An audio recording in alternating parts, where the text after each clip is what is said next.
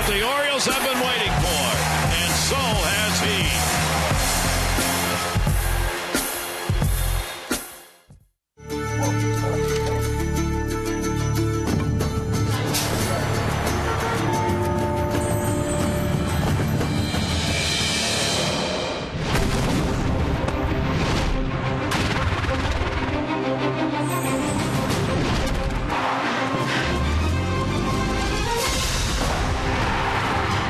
It's the Orioles on Masson, and here at Camden Yards tonight, another big crowd will be on hand for Game 2 of this three-game set against the Astros. The Orioles have a 3-1 edge on the season series, winning last night by a score of 4-3. Hi, everybody. I'm Gary Thorne, and welcome. Last night for the Orioles, they won a ball game in which they had only 3 hits, and it's the first time they have been able to do that since 2010.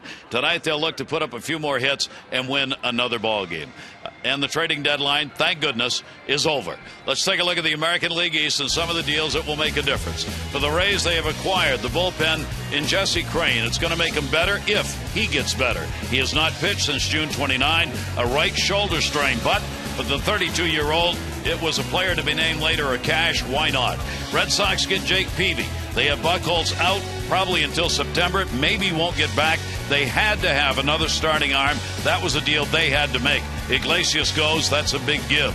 The O's, of course, get Bud Norris today from the Astros. He walks down the hall. O's goes the other way. Norris 6-9. There are the career numbers: 34, 46, 4.33 ERA. In the American League East, he's gone 1-3. Josh Hader is a youngster who's a pretty good prospect. 19-year-old left-hander, a flamethrower. He goes in the deal as well. The other thing on the Bud Norris deal, 2 more years until he gets to arbitration. What do you think? I think that's the most important thing. I mean, the Orioles have control of him for 2 years, and he is a power arm. They need that, too. He's proven to be a consistent starter, and he's probably middle-of-the-road starter. I wouldn't say he's a 1 or 2, but I think he fits in nicely with the Orioles. They've really been able to stabilize the starting rotation. I think he's a great addition, and the numbers that he's had coming into this year, or through the course of this year, are going to get better because he's playing with the best defense behind him in all of baseball. And the way Buck works this, you really don't have a 1 through 5 on this team. No, you really don't. And interchangeable parts, I guess you could say, and nobody is really considered a true ace, although Norris was the ace of the Astros staff. Tillman has kind of emerged kind of slowly as the Orioles ace, but all pretty similar pitchers, but they've all been performing really well for Buck Showalter and the Orioles. And Hemmel goes on the DL. We'll talk about that during our ball game today. Hose is going to be in the lineup, but he's not going to be wearing an Orioles uniform. What a busy day! To be continued tonight. Game 2 coming up.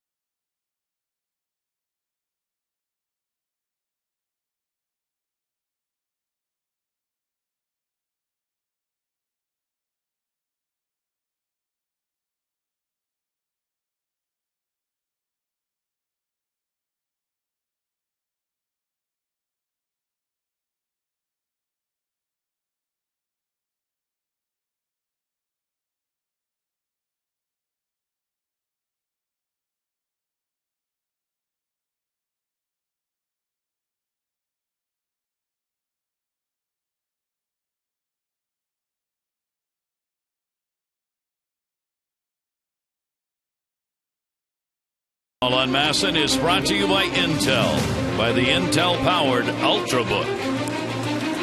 Here at Camden Yards, another great night for baseball. The Orioles have had some tremendous baseball weather. Our train game time temperature is 82 degrees. It's a very comfortable evening, a little breeze blowing out the center. Train is celebrating its 100th anniversary by offering irresistible financing. It is hard to stop a train, really hard. Take a look at the starting lineup for the Astros. It'll be Vieras leading it off. Showed us some great speed in the ball game last night. There is L.J. Hose in right field. He walked down to the other clubhouse and gets a start. Altuve, Castro, and Carter, Wallace, Barnes, and Dominguez, and Grossman. A big night last night. Chris Carter this year providing the power. Now let's take a look at Miguel Gonzalez's scouting report tonight. He's looking to bounce back. He has been rock solid for the Orioles this year, but his last start, he was roughed up a bit by the Royals, giving up 6 runs in just 4 2/3 innings, locating the fastball. It is a key, obviously, for Miguel Gonzalez, but he's been so good at working it to both sides of the plate and certainly helps his secondary pitches play up, especially that swing and miss splitter. And it's all about the home cooking for Miguel. He has been solid here at home in 8 starts, 5-0 with a 3.78 earned run average, and the O's have won all 8 of those starts. This will be his 19th start of the season. There's the opponent's batting average, 245 overall, lefties 250, and righties just 239.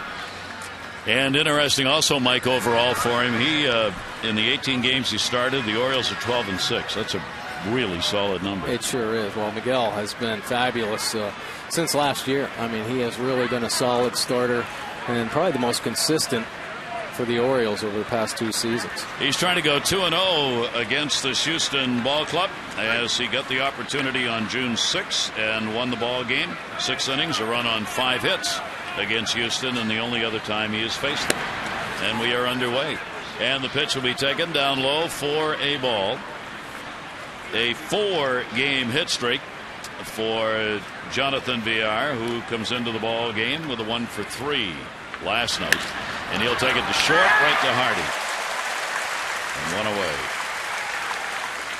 A tough luck right there, but this Orioles defense has been the best in all of baseball. Take a look at it. McLeod, Jones, and Markakis in the outfield. Hardy and Roberts once again up the middle with Machado and Davis on the corners, and Matt Wieters once again behind the plate. This is truly one of the stranger days in regards to the deal that was struck here. L.J. Hose was in both lineups. Yeah. On the same day. Isn't that great? He was going to play center field for the Orioles in this ball game tonight. That's how late the deal was finally done. He was going to play center, and Adam Jones was going to DH. So his name got pulled off of that lineup very late and added even later to the lineup by the Astros. Ball put up in the air towards center field, of course. Jones is there, puts it away. Hose is retired, and I'm sure there's got to be a stat on that somewhere. Maybe the only major league player ever to be in both lineups right. on the same day. And we wish him well. He's a great young man and a potential to be a good ball player, and he's going to get a chance with Houston to play every day. Yeah, this is going to be an outstanding opportunity for L.J. Hose. He's put up just incredible numbers throughout the minor leagues. A great base on ball ratio, high on base percentage, so prove that he belongs in the big leagues. And he goes home. Yeah. He goes back to his home. That ball is going to be popped up first base side by Altuve. Davis is over. May have room. Reaches in. He's got it. What a start for Gonzalez. He retires the side. A clean inning and a quick one for the Orioles starter.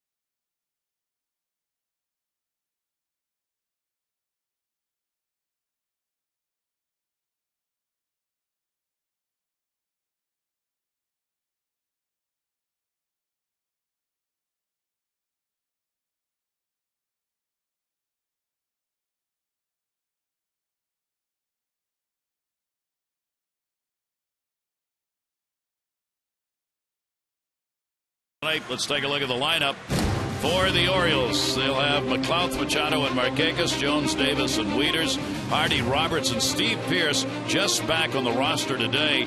For Adam Jones, there are the numbers, and they are solid.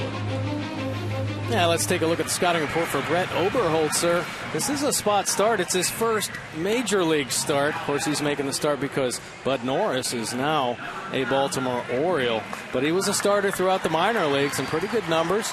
He pitches to contact. He's not afraid to work with his fastball. He's had low walk rates throughout his minor league career. And he hasn't walked anybody in his limited time in the big leagues. He has had 3 appearances, all in long relief, 7 1/3 innings with no base on balls. He's got that 3-pitch mix, fastball, curveball, and a change. This will be his 4th appearance, 7.36 earned run average with 4 strikeouts, no base on balls. And Nate McLouth will lead it off against him. Nate with a 3-game hit streak, a 1 for 4 in the ballgame last night, and will take the pitch inside. Again, the Orioles against left-handers. They are 17-16, a game above 500 against left-handed starters, but the average against left-handed pitchers for the Orioles continues to drop. It's now at 245 as opposed to their 275 against right-handers. So even though they're a game over 500, they are susceptible to left-handed pitchers, which is still a concern for the Orioles staff. Here's the 2-0 delivery on the way, and McLouth will take it for a strike. Nate has been one of those who's been able to pick the pace up against the left-handers, as we've said, and as a result gets the opportunity to play no platoon situation out there in left field. 2-1 delivery, and McLouth puts it up in the air to right. Of course, it's going to be Hose, and he's got it. The baseball gods just work that way. 1-0. Take a look at the Astros defense tonight. Grossman in left field, Barnes in center with L.J. Hose over in right field. VR at shortstop, Altuve, the all-star second baseman, at second. Wallace playing first, Dominguez over at third, and Castro gets to start behind the plate tonight.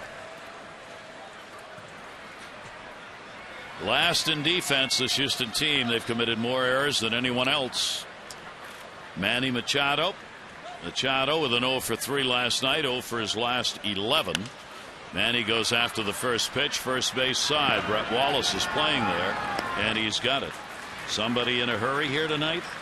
5 pitches thrown by Gonzalez to get 3 outs in the first inning, and now Oberholzer's trying to equal it here in the bottom half of the inning.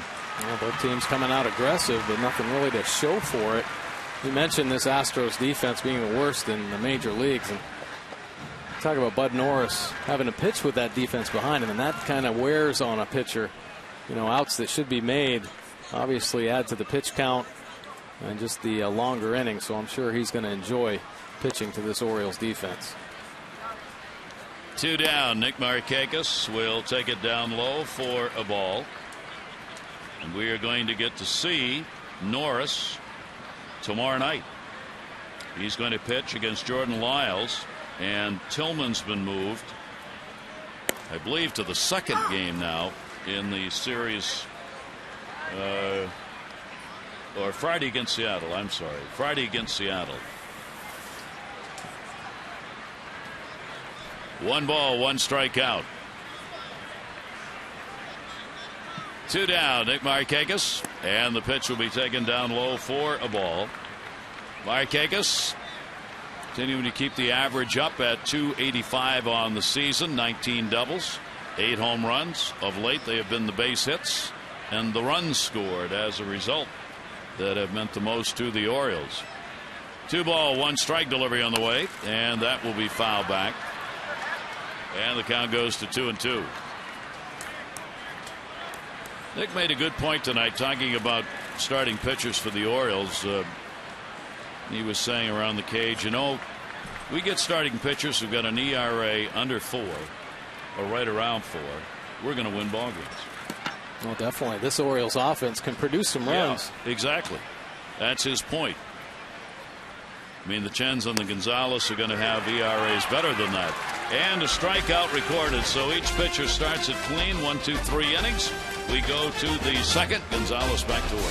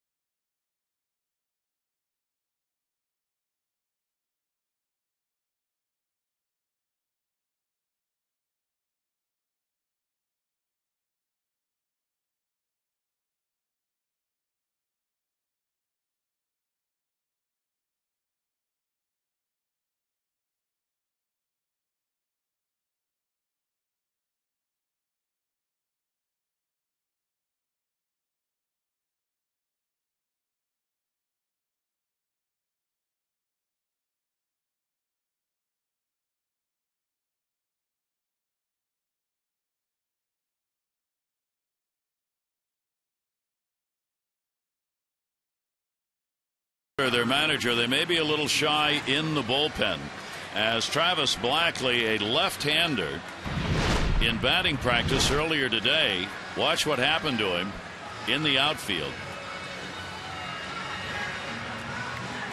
A ball hit him, and he's got a contusion over his left eye. Dangerous. Well, we saw Manny Machado get hit 2 days ago, and he took a shot this afternoon. Nobody's safe out there. Nobody's safe. So Bo Porter's listed him as questionable for his availability tonight with that contusion over the eye, and certainly sounds like a situation where they hope they don't have to use him. They'd rather not. Right. And you could see why.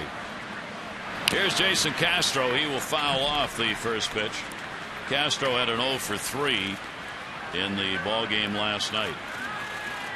So the Orioles today, Jason Hamill goes on the DL. Steve Pearce reinstated from the DL. Hamill's got a right flexor mass strain that's bothered him for a while, according to Buck Showalter. So the 15-day L for him, and Pearce is back. He'd been on the DL since June 21 with wrist tendonitis.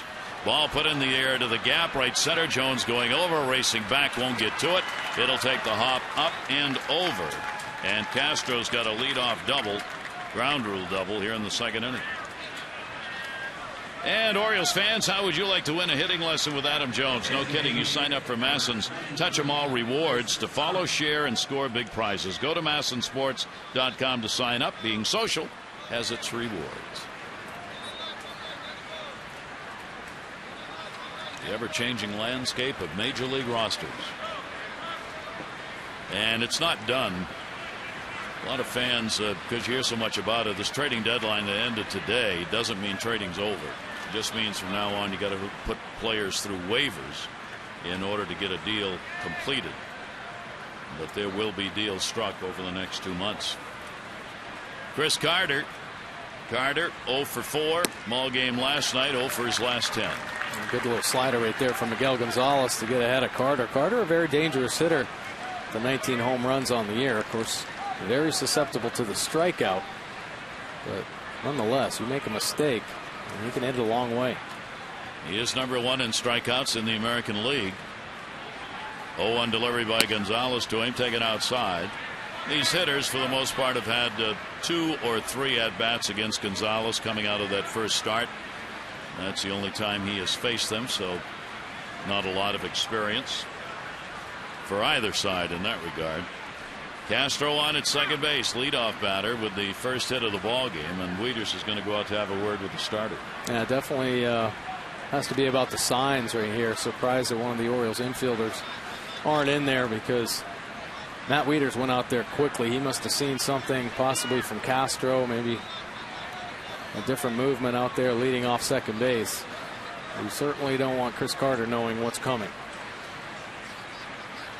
Gonzalez coming off a loss against Kansas City. 6 runs, 8 hits, and 4 2/3 innings. His first career start without a strikeout in that ball game. 1-1 delivery on the way. Crossed him up that time. Came back in after he worked him out. 1 ball, 2 strike count. Carter just looks like a power hitter. The problem, as Mike said, is making contact. 1-2 delivery, and that'll be fouled back. Miguel's challenging him with some fastballs here, down in the zone, now up in the zone. Well, I saw him chase some pitches out of the zone in yesterday's ball game. Miguel trying to do the same here. 1 ball, 2 strike count. Bo Porter's team got the lead in the ball game last night, could not hang on to it as the Orioles had a comeback win. And a bouncer gets away, and the runner's going to go, and no play. Good heads-up base running as Castro took off on the bounce. That'll be the 4th wild pitch by Gonzalez this year, and now with nobody out, the runner's at third. Well, it sure is. I mean, Castro very heads up, secondary lead. Now to second base, you get a good view of that ball, see how far it bounces away from the catcher. And he didn't hesitate here. Matt WIETERSC going down. Good position to block it. Just kicks off the toe of his glove and kicks away too far. 2 ball, 2 strike delivery on the way, and that'll be put in the air, foul. Astros went 2 for 8 with runners in scoring position last night. They are last in the American League in these situations, hitting at .228. Infield will back up here early in the ball game and let the run scored if there's a ground ball. 2-2 the count. And that ball put up in the air, first base. Davis. And there's one out that'll leave that runner. One away here in the second inning. Well, you take a look at the good and the bad, whether you're playing teams above 500 or below. Yeah, well, they play very well. Obviously, rise to the occasion when they're playing against clubs over 500, 37-28 record, but sub 500 teams just 22-20. Now, obviously, teams that are below 500 try to play up to the top teams, and that's what they want to do against the Orioles. And the Orioles have a stretch here, 13 in the next 16 games versus teams below 500, and they really have to make their mark against these teams.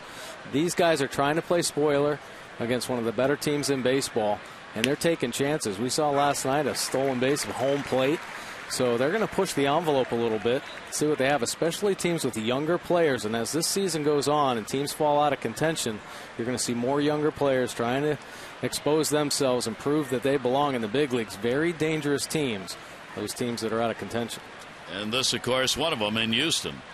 Brett Wallace up there. Wallace came on as a pinch hitter, had an 0 for 1 in the ball game last night. The infield now has moved in a bit, and on a hard hit ground ball, they will try, if they have a chance, to go to the plate against Jason Castro, the runner at third. They're even creeping in a little more in the delivery. Here's the 1-1 pitch, and that one will miss, and a 2-ball 1-strike count. Well, I like the infield depth here. They're at about double play depth, maybe a little bit shorter. Take a look there. Castro, being a catcher, probably doesn't run as well, so they're trying to increase their range possibilities, but yet cut that run down. And the ball is popped up third base. Manny Machado will not have a play. Umpiring crew behind the plate, Lance Barksdale, 9 years in the major leagues, joined in July of 2006. Inaugural World Baseball Classic 2006 for him. He's out of Mississippi. He's got the plate tonight. Dan Iasonia, Vic Capazia, and Kerwin Danley, the umpiring crew for tonight. 2-ball 2-strike count. Wallace, and he pops it up. Whoa, Roberts. Whoa. Roberts stopped, believing Hardy was going to take it, and then had to turn it back on a little bit to get it. 2 down. Yeah, kind of in the middle of the field. They can laugh about it now, but boy, if that ball would have dropped, they wouldn't have been smiling. Kind of in a tough spot. Obviously, the infield in a little bit, but he glanced a little bit. He probably just said, take it. Kind of caught Brian Roberts off guard. You see they make a little eye contact there and have something to chuckle about. There are 2 big outs. Little communication in the middle of the infield right there with Hardy and Roberts. So a double. Runner moved to third with nobody out. Now 2 down. He's still there. And Barnes, and the pitch will be taken up high for a ball. Barnes had an 0 for 3 in the ball game last night. Brandon Barnes with the 5 home runs and 22 RBIs on the season. Gonzalez a chance to get out of this inning. 1-0. And he'll fall behind him 2-0.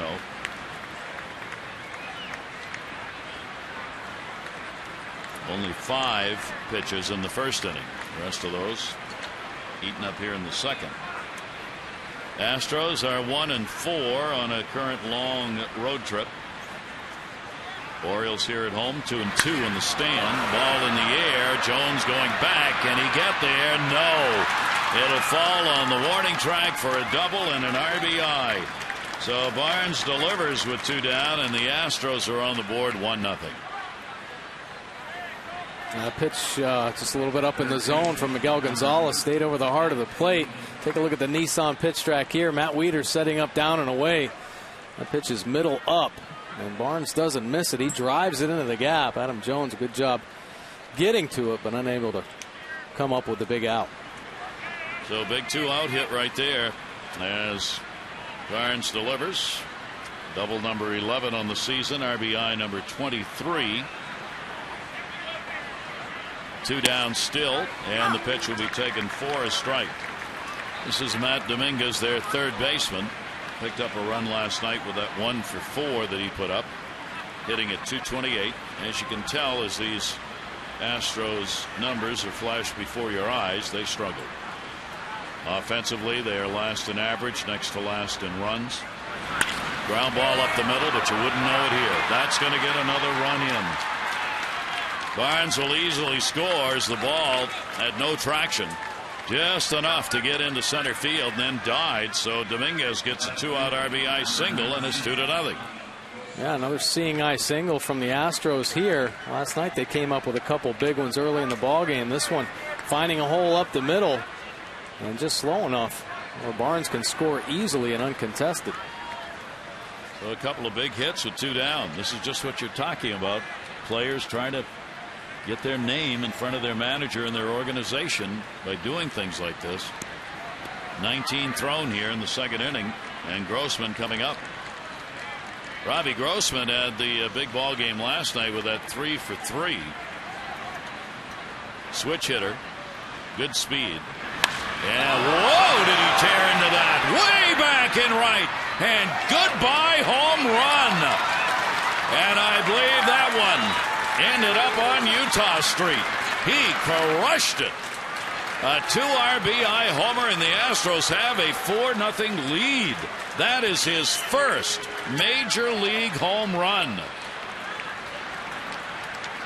Well, and it all started really last night with a bunt base hit to get him rolling. 3 hits in last night's ball game, and he just ambushed a fastball from Miguel Gonzalez. Take a look at it here. Now Wieters setting up a way. That ball leaks back over the heart of the plate, and he jumps all over it right down the right field line out onto Utah Street. Wow. All of this coming, the RBIs with 2 outs.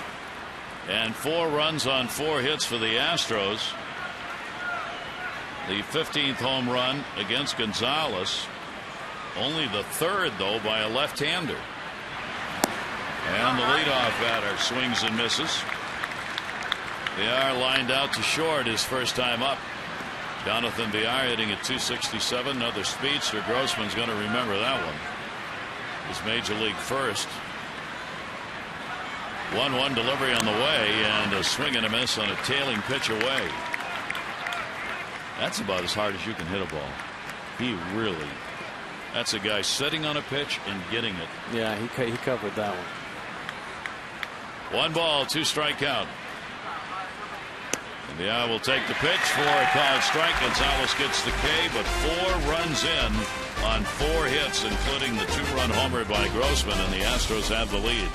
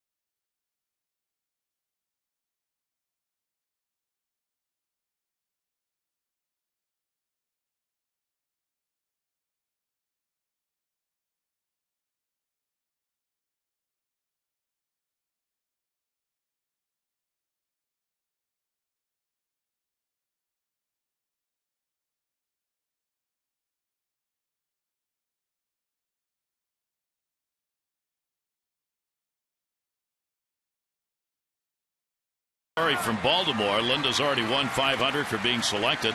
You win $100 for every Orioles hit during the ball game and an extra $500 for any Orioles home run in the 5th inning.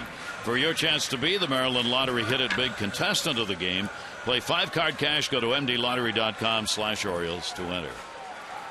Mike, good point made while we were away there about these teams the Orioles face who are so-called out of it. Yeah, well, the sub-500 teams, they're going to be calling up a lot of young players. And some of the teams, the contending teams that have to face them, don't really have much of a track record with these younger players. Now, who is to think that Grossman is going to ambush a first pitch off Miguel Gonzalez? You know, if that's in the scouting report, you know, they can pitch to him differently. Obviously, the pitchers still have to hit their spots, but it's not going to get any easier either. When they get into September and the rosters are expanded, all kinds of new players. And, you know, teams are going to run their young guys out there to see what they can do. So it's a dangerous spot for all contending teams, really. Real good point. It's you know more about the teams who are contending. Yeah, their regulars are going to be out there. Regulars are playing, and there aren't any secrets. There's a secret. Bunted. Oh, what a nice play. Oberholzer with a fine defensive play coming off the mound to get Adam Jones. Well, we haven't seen Adam Jones do that much this year, but he lays down a beautiful bunt. And take a look at the athleticism by Oberholzer, excuse me. Bare hands it. It's a fine throw over to first base. So all the things the Astros can't do, they've so far done it. Yeah. In the first 2 innings of the ball game, anyway. Here's Chris Davis. Chris delivering the home run in the ball game last night. Number 38, major league leading, 99 RBIs on the season for Chris. Left-handers delivered, and that will be taken for a ball. And he too got a hole in one. He sure did. He got a fastball down and away, and he stayed on. And look at his head position staying behind that baseball. And another opposite field home run for Chris Davis. Go-ahead home run, game winner. 1-0 delivery away. Chris is 9th in batting average at .305. Cabrera's leading at .359. Chris leads in home runs 38. Cabrera's got 32. He is tied with Cabrera with 99 runs batted in for the lead in the American League. So trying to reach 100 first. Ball the other way over near the line. Grossman coming, and it is a foul ball. Shall we venture to our crush log? Star date 7/31. Where is Captain Kirk when you need him? Home runs this season 38, on pace for 58 right now for Chris. Roger Maris 61. That's who Chris believes he is contending against for the season's most home run lead. He had 40 at this point and got 61 when it was all said and done. Crush target right there. Hit it here. 2 ball, 1 strikeout. I thought Orange Crush was a Maine beverage. Was it a national beverage? I think it was a national. That ball's going to go into right field for a base hit. So Davis is on with a single with 1 down here in the 2nd inning. Orange Crush is to be bottled by S&OK of Great Works, Maine. And I didn't know whether it was a national drink or not, but apparently it was. Yeah, I think it's only Moxie that was a Maine beverage. Well, we've gone through that. We got one of the bars over on Federal Hill a couple of years ago to actually order some. For medicinal purposes only. Here is Matt Wieters. Runner on at first base. Orioles get their first hit. Davis with a short lead at first. Wieters will take the pitch up high for a ball. Orioles down 4-0. We'll try and get back against the left-hander right now in the inning after. Matt hitting .257 off the lefties, .234 off right-handers. 1-0 delivery to him, and a big cut. 1-1. In minor league games for Oberholzer this year, he was 6-6. He worked 80 in the 3rd innings in 16 starts. And righties, lefties, almost the same batting average against him. .253 lefties, .251 for right-handers. So virtually no difference. Those were numbers from AAA. Here's the 1-1 delivery on the way, and Wieters will follow back 1-2. Yeah, not a strikeout pitcher by any means. Under 5 per 9 innings, but what he does do is limit his walks, just over 2 walks per 9 innings throughout his minor league career. And like I had mentioned, no walks in the big leagues to this point. So around the plate, pitching to contact with all of his pitches, and he throws his fastball quite a bit, so he isn't afraid to challenge hitters with that. Oberholzer, 1 ball, 2 strike count. Davis not going anywhere at first. Wieters will take it up high. We had Maxwell in the ball game last night. He was traded to Kansas City. He was from Maryland, still had his home here. Bo Porter said goodbye to him today. He's gone. Right-hander Kyle Smith, a 20-year-old in A-ball, was acquired. Now Oberholzer's from Delaware. He's from Newcastle, Delaware. Good stop made as Castro blocked it. Oberholzer was drafted by Seattle in 07, didn't sign, then went with the Atlanta Braves in 08 when he was drafted there. He's just 24 years old, just turned 24, and this is his 3rd full season in the Houston organization. His first at the major leagues, and this is his first start. 3 ball, 2 strike count.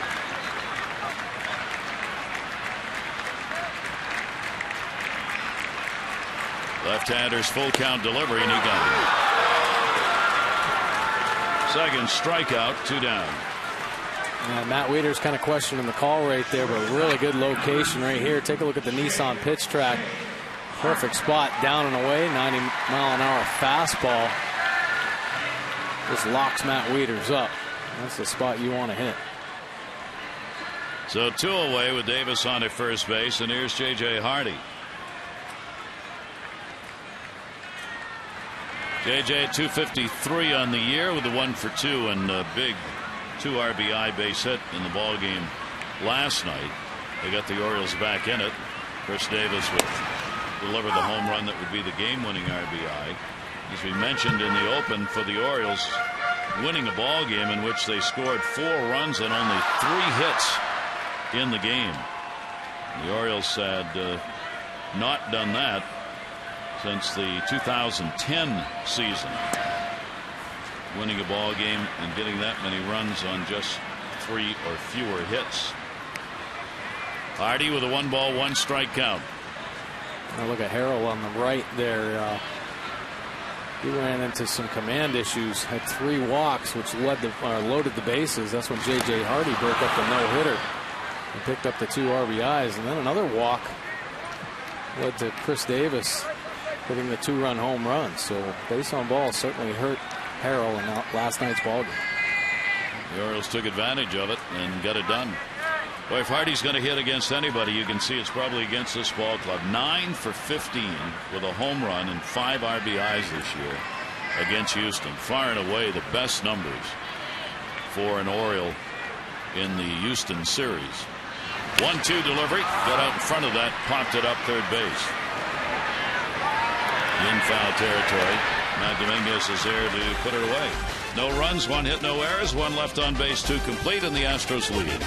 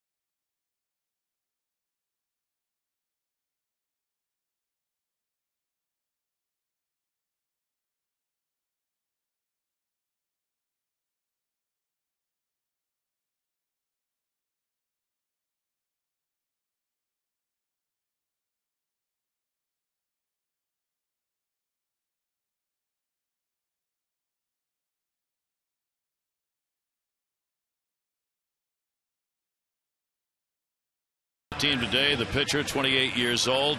Buck Showalter recognizing L.J. Ho's had to go the other way, but before the game on our Wired Wednesday, he talked about the deal.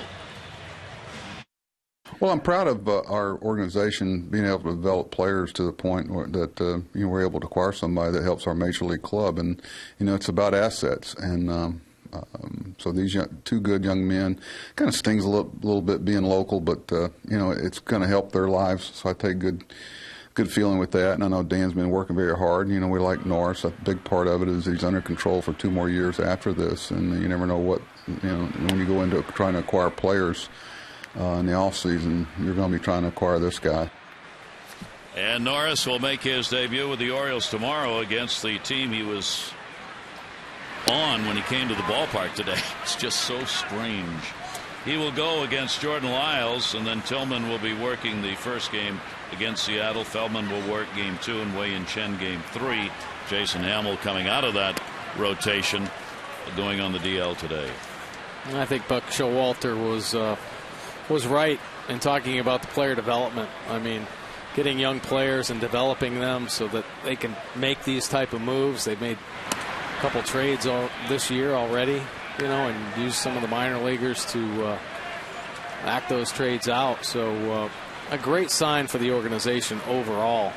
I think the depth of this organization has gotten a lot better since Buck Showalter, came on as manager and addressed the issues that needed to be addressed, strengthening the organization from top to bottom. I think the scouting has been outstanding. I think the player development, through the minor leagues has gotten a lot better, and we're seeing signs of that this year.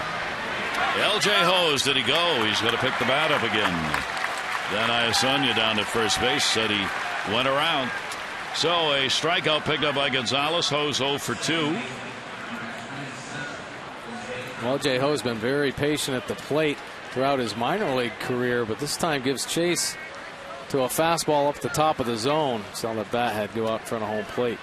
The adrenaline's got to be flowing, doesn't it, tonight? Sure. A lot of emotions out there for L.J. Ho's. First of all, the excitement just to get called up with the Orioles. Yep. And all of a sudden the big trade, and now being showcased here in Camden Yards from his new team.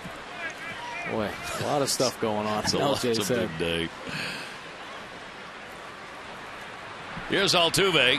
Jose Altuve will take the pitch on the outside corner. Altuve popped out his first time up. He's got a 3-game hit streak he extended with a 2 for 4 in the ball game last night. He's the club leader and 3rd in the American League in stolen bases with 26. And that pitch off speed delivery is going to miss, and the count goes to 2-1. Miguel Gonzalez, that's victory number 9 on the season for the Orioles, and keep his record at home perfect. He's 5-0. And the pitch away. 3 ball, 1 strike count. Steady source of starts for the Orioles. He is one of those pitchers that sometimes will be rested an extra day or 2. And that pitch is going to be taken inside. So the first walk surrendered. Puts a runner on with 1 down here in the 3rd inning. The Orioles and Astros will wrap up their 3-game series tomorrow here at Camden Yards. So get on board back to Birds. Pennant chase is underway, and a great summer night can be had right here with these new American rivals going at it. 888-848-BIRD or go to Orioles.com.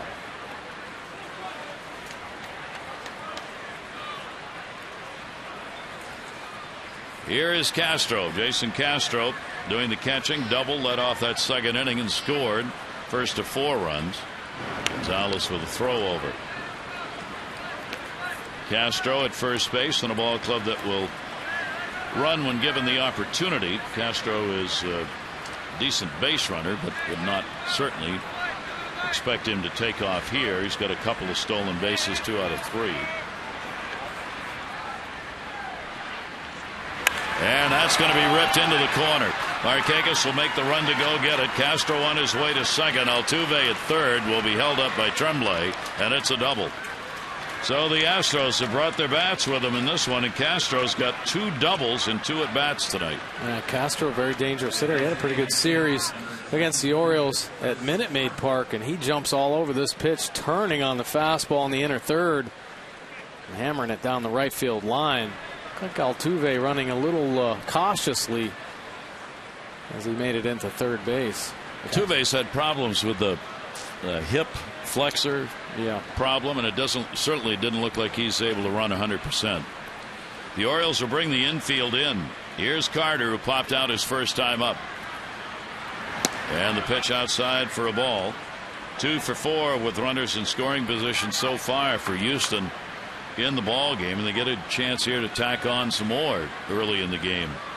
4 runs on 5 hits so far. Carter with 0 for his last 11.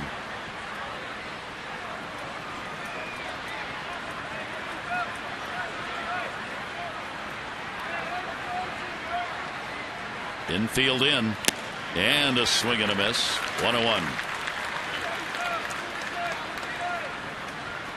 Carter, their leader in home runs and runs scored, and he ranks second in RBIs on the ball club with 51. And first, of course, not only on the team but in the league in strikeouts. 1-1 delivery to him. Carter will foul it back. 1 ball, 2 strike count. Bo Porter with the ball club that's headed to another 100 loss season, 3rd in a row. But Showalter's team 5 games out of first place, vying for another postseason chance, with the Orioles leading the all-time series. And that's inside. In fact, the Orioles here at Camden Yards have never lost to Houston. They are 7-0 at home against the Astros. Now, Bo Porter, though, talks with a lot of optimism about this Astros team and the organization. They have a very strong minor league. As a matter of fact, the 2nd highest winning percentage in the minor leagues. So a lot to look forward to there. And, of course, the young players that are gaining the experience at the big league level right now for Bo Porter is invaluable. So a lot of positive things to think about, I think, at this Astros team. They're taking their lumps for sure and have the last few years, but a lot of promise for the future. They should be a different looking ball club literally next year with some of the players we're seeing now, regulars on their team next year. 2-2 delivery on the way, and that will miss outside. So Gonzalez with a 3-ball, 2-strike count on Carter. 2 in scoring position, and a big moment in the ball game early, as the Orioles base hit here could give the Astros a 6-0 lead in this game. The infield will try and cut down that lead runner. You saw Altuve kind of limping around. What we were talking about, he is that lead runner at third base. 3-2, and Carter strikes out. Gonzalez got him to chase one out of the strike zone. Well, a good pitch from Miguel Gonzalez. Take a look at the Nissan pitch track here. Fastball away. Didn't have to get it on the plate. Just a challenging pitch, and hope that Carter chases, and indeed he did. With the open base out there, Miguel could be a little bit careful, and he was, and he got away with a big strikeout. So now there are 2 down. Wallace popped out his first time up, getting the start at first base in the ball game. Infield will back up. The 2 away. Almost caught the blouse, not quite. This is where the Astros scored in the 2nd inning. 2 down, RBIs. Barnes a double. Dominguez a single. Grossman with his career first home run, good for 2 more. Well, he has given them the big punch in the ball game so far. Here's the 1-0 delivery, and swung through 1-1. Pretty good movement on that fastball from Miguel Gonzalez, 91 miles an hour. Good 2-seam action. They tailed away from Wallace with a hefty cut. Wallace, one of those players who's been up and down. 2nd time with the ball club. He was here on opening day, not for long though, a couple of weeks. Came up again on June 25. 1 ball, 1 strike delivery, and Wallace will swing through that one. 1-2. So Gonzalez again with a chance to get out of the inning. This one, if he can do it, not allowing anything.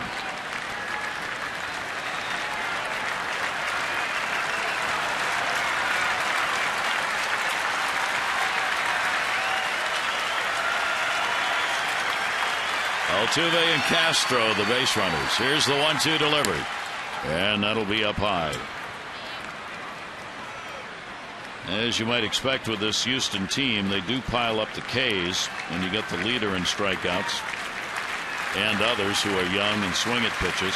They've struck out more than any other team in the American League this year. 3 for Gonzalez so far in the game. Runners off second and third. Here's the 2-2. And it'll be foul back. Keeps it alive. A real good pitch from Gonzalez, really challenging Wallace with some fastballs, trying to get that fastball in there. That was a good one. Wallace did a good job just to get a piece of it to keep this at bat alive. Gonzalez with 2 down and runners in scoring position has been almost untouchable coming into this game, a 206 average. So really amazing they were able to get those 3 hits off him in those situations in the second. That ball is going to be fouled off. Out of play to hold the count at 2-2. And Wallace, pretty good battle engaged right here. Yeah, I think Miguel and Matt Wieters trying to outguess Wallace here. Just keeps pumping the fastballs in on that inner third. That 2-seamer just keeps leaking back enough for Wallace to get a piece of it. He's a 25-year-old out of Pasadena, Texas. Only his 4th pro season. 2-2 to Wallace, and he works the count. So he didn't bite on it, and the count will go to 3-2.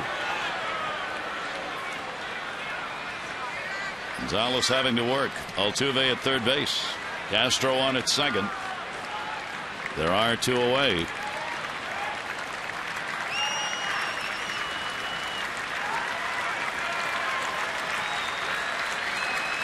Three-2 delivery to Wallace, and he got him. Play's got to be made by Wieters, and he will. So 2 strikeouts in a row leave the runners stranded. No runs they hit. 2 are left on. Astros 4 and the Orioles nothing.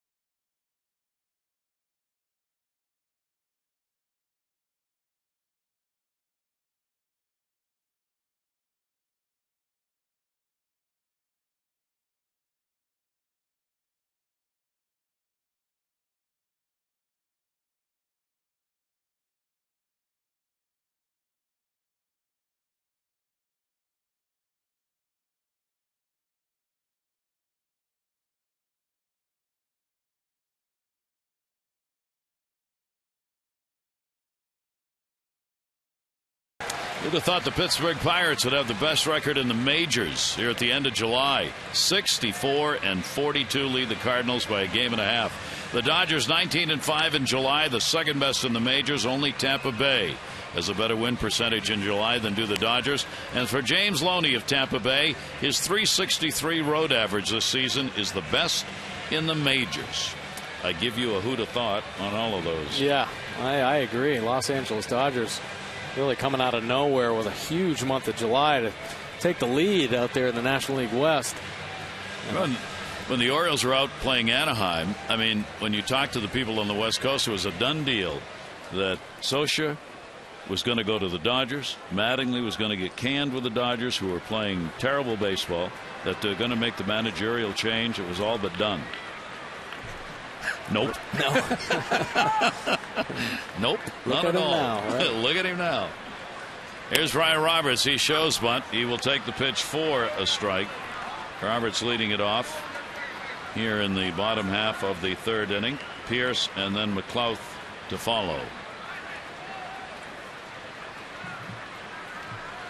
couple of strikeouts.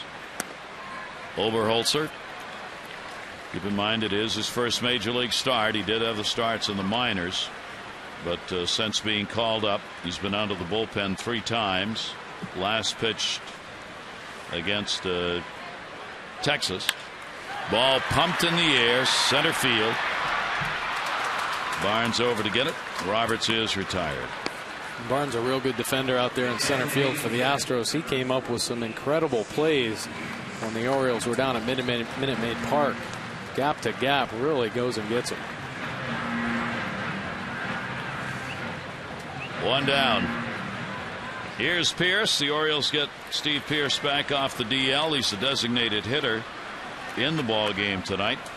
And Steve happy to be back. 28 games of the Orioles, hitting .235, 3 homers, 9 RBIs, 81 at bats, and got to the ballpark today, suited up, came out, was told to go out to left field, take some work out there, and then was told he's going to DH. 1-0. As we said, Hose was in the lineup, going to play center, and Adam Jones was going to get a night off in the field and DH in the ball game. That got all changed when the deal was struck. And Hose went to Houston and is playing in right field for them. 1 ball, 1 strike delivery. Down to third, fair ball. Chased down by Grossman. Pierce will make the turn and stay. Nice play in the outfield. Grossman holds him to a hard hit single. A great swing by Stephen Pierce here on a breaking ball. Just tomahawks it down the third base line. But Grossman, a nice job defensively. Take a look at the effort by Dominguez. This ball is whistled. He's on line, but that ball just beats him. Steve Pierce held to a single, though. Nice play by Grossman out in left field. And Nate McLouth, the leadoff batter, will stand in. Nate flied out to right field his first time up. And the left-hander's pitch to him will be in there for a strike. For McLouth, 250 off the lefties, 293 off right-handers. He's had a solid July. One of the consistent bats this month, hitting at 289 in July, coming into the ballgame tonight. 0-1 delivery to him. McLouth slow roller, and that will go foul. Talking to Nate about his resurgence at the major league level, recreating a career, one that along the way you thought had been over, and yesterday we're talking about that, and I said, did you have a moment where you knew everything was going to be okay and you were going to be able to get back? And he said, it was when I came to Norfolk in 2012 into the Orioles organization. He said, it just felt comfortable. He said, and I got there, I liked the people I was playing with, it was a good ball club, good manager. He said, I just felt like I'm ready. I can play this game again. And he said, and I did. And I haven't looked back since then. So a credit to the organization and the folks at Norfolk. Because for Nate, after the seasons in Pittsburgh, he and a lot of others wondered whether that was it. Yeah, things were looking kind of bleak for Nate McLouth, but a great turnaround. Obviously, I think you play better when you're around people that you enjoy being around. And so obviously a tribute to the Orioles organization once again in AAA. There's some really good people. Ron Johnson, of course, AAA manager down there. But Rainmaker to right field. Second baseman wants it. Altuve backs up and will put it away. And McLouth is retired, 2 down.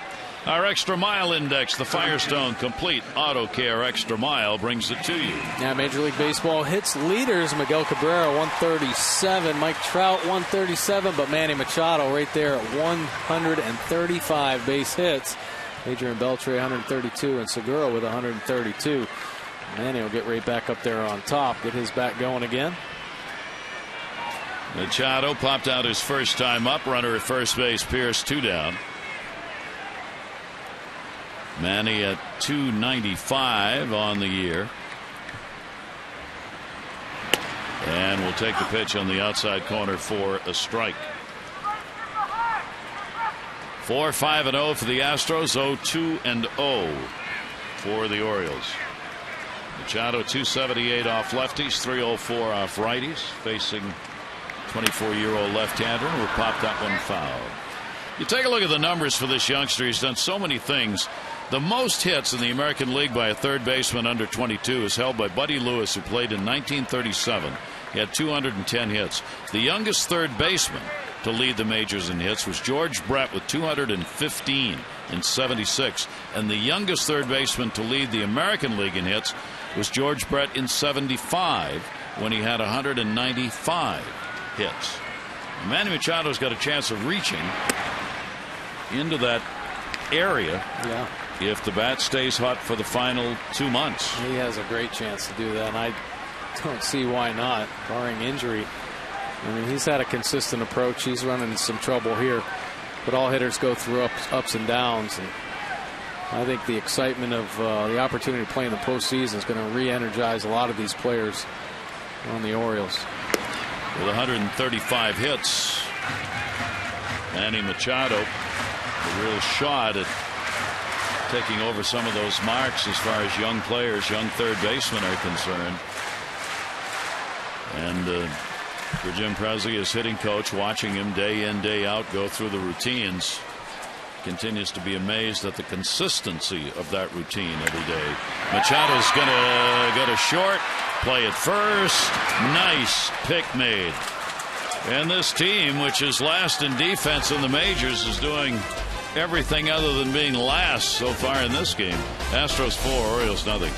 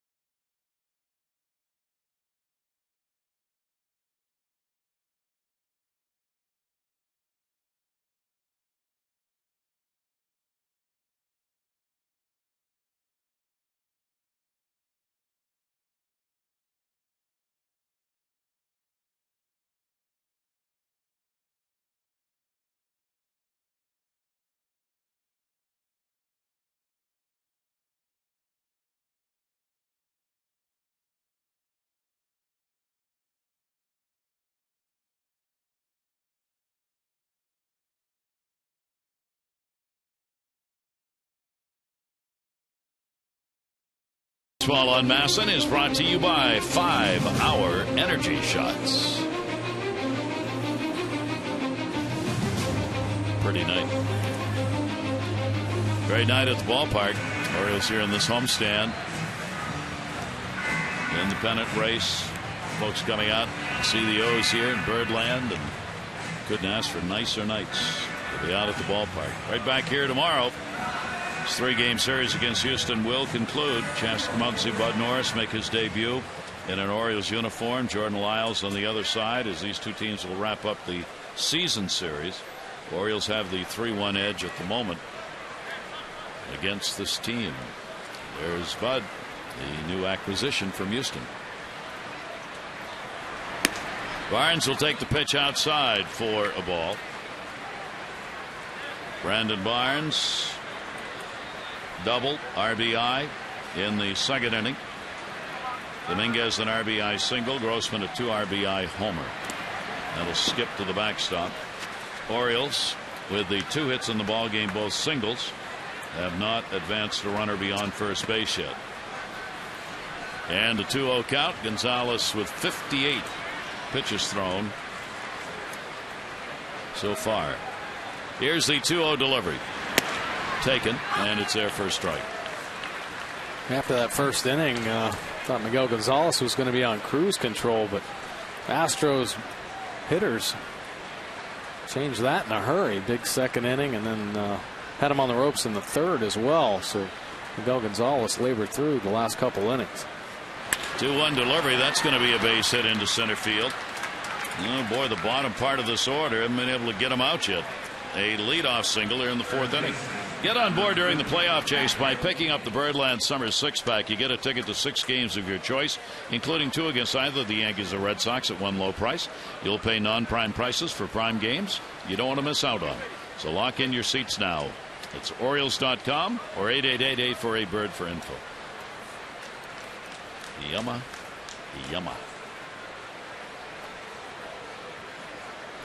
Little visit to the mound here. That's going to be a leadoff single, and the Astros have stung the ball pretty well here in the hits they've picked up. I think a lot of times when Rick Adair goes out, it's usually to give a pitcher a breather, but I think he sees something mechanical that he needed to relay to Miguel just to get back in a rhythm and execute his pitches a little bit more consistently. The hits that he's giving up are up in the zone. The Astros just aren't missing him right now. So Dominguez will stand in. He had an RBI single 2nd inning. So the bottom 3 are 4 for 4 so far and have 4 RBIs. And Dominguez will foul that one away. For Dominguez, coming into this ball game on the road had been a struggle for him, hitting 186 in road games, the 2nd lowest batting average in the league on the road for Matt Dominguez. But the Astros are saying, oh yeah, watch this. Runner off first, and Barnes back to the bag. Toronto beat Oakland today 5-2, 10-inning ball game. Toronto had 4 errors in the game and still won. Rasmus had a 3 for 5, 2 RBIs to lead Toronto against that Oakland team. Toronto is out of it, 14.5 games out. Oakland is definitely in it, as they are now 63-45, leading the West. And a pitch he thought about, it's inside to him. 1 ball, 1 strike. Miguel trying to get that fastball in there into the hands of Dominguez. Wouldn't be surprised if he goes back in there. When Miguel's at his best, he'll double up with his fastball, even triple up, try to get on that inside corner.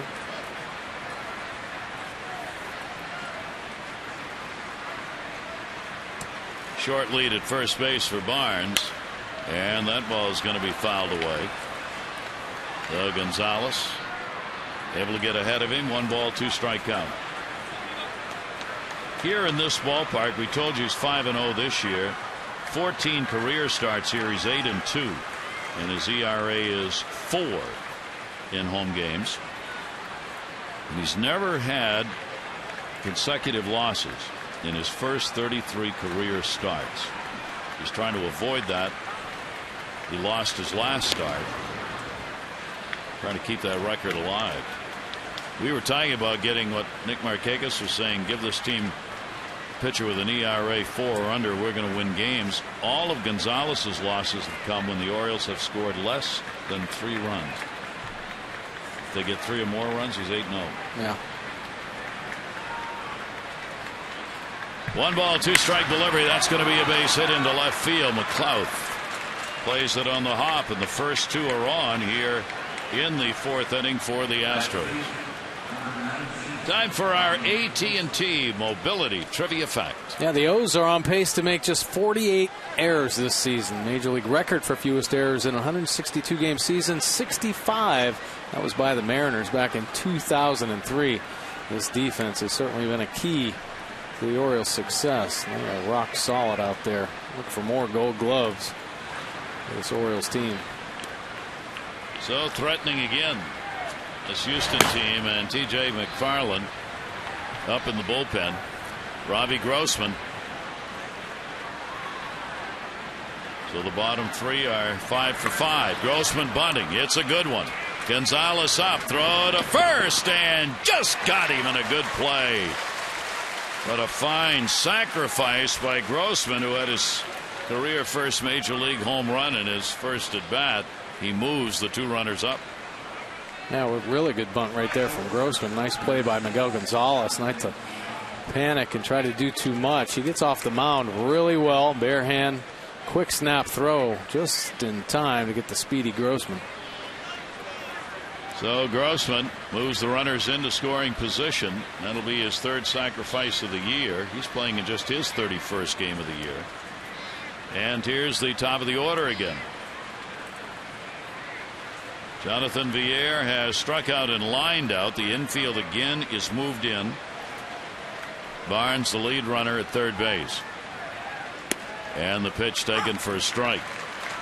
Already today, these Astros 2 for 6 with runners in scoring position.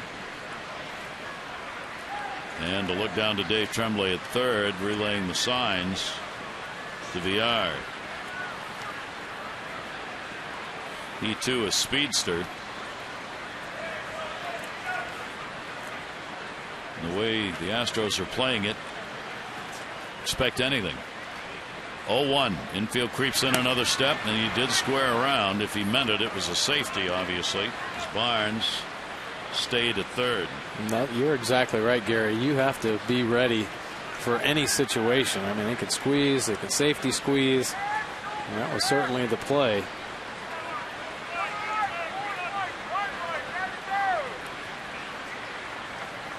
Runners off second and third.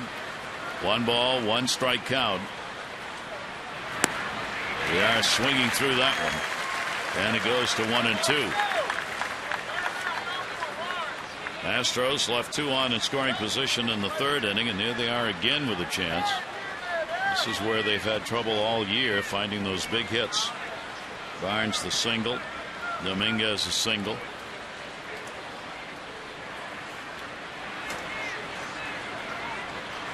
Villar with a 1-2, and he'll take the pitch outside for a ball.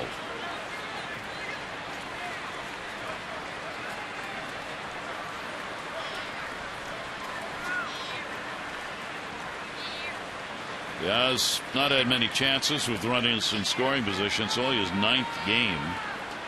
Yet another, as we were talking about, of the young players getting a chance. Here's the 2-2 delivery, and just misses. So another 3-2 count. I believe that is the third 3-2 count Gonzalez has had in the ballgame. Villar showing some pretty good patience right there for the young hitter, laying off a couple really good split fingers from Miguel Gonzalez. Infield still in. 3-2 delivery on the way, and Villar will foul it off, and that caught Wieters.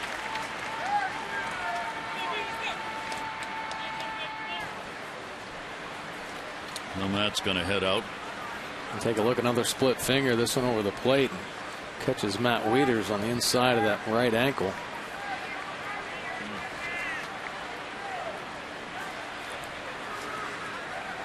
So Macazon tells him, don't throw that pitch again, okay?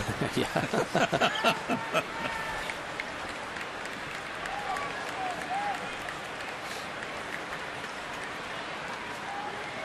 A lot of hard duty behind that plate. This is game number 99 for Matt. 3-2 delivery again, and they're loaded. Not going well for Miguel Gonzalez, and the Astros again on the verge of having a big inning. Second walk surrendered in the ball game. Loads them up with only 1 out for who else? L.J. Hose. So the Oriole of this morning is the Astro of this evening. Hose at the plate with 1 down. The infield, of course, backing up for 2, and Hose will chop it foul. That one hit right in front of or right off the plate.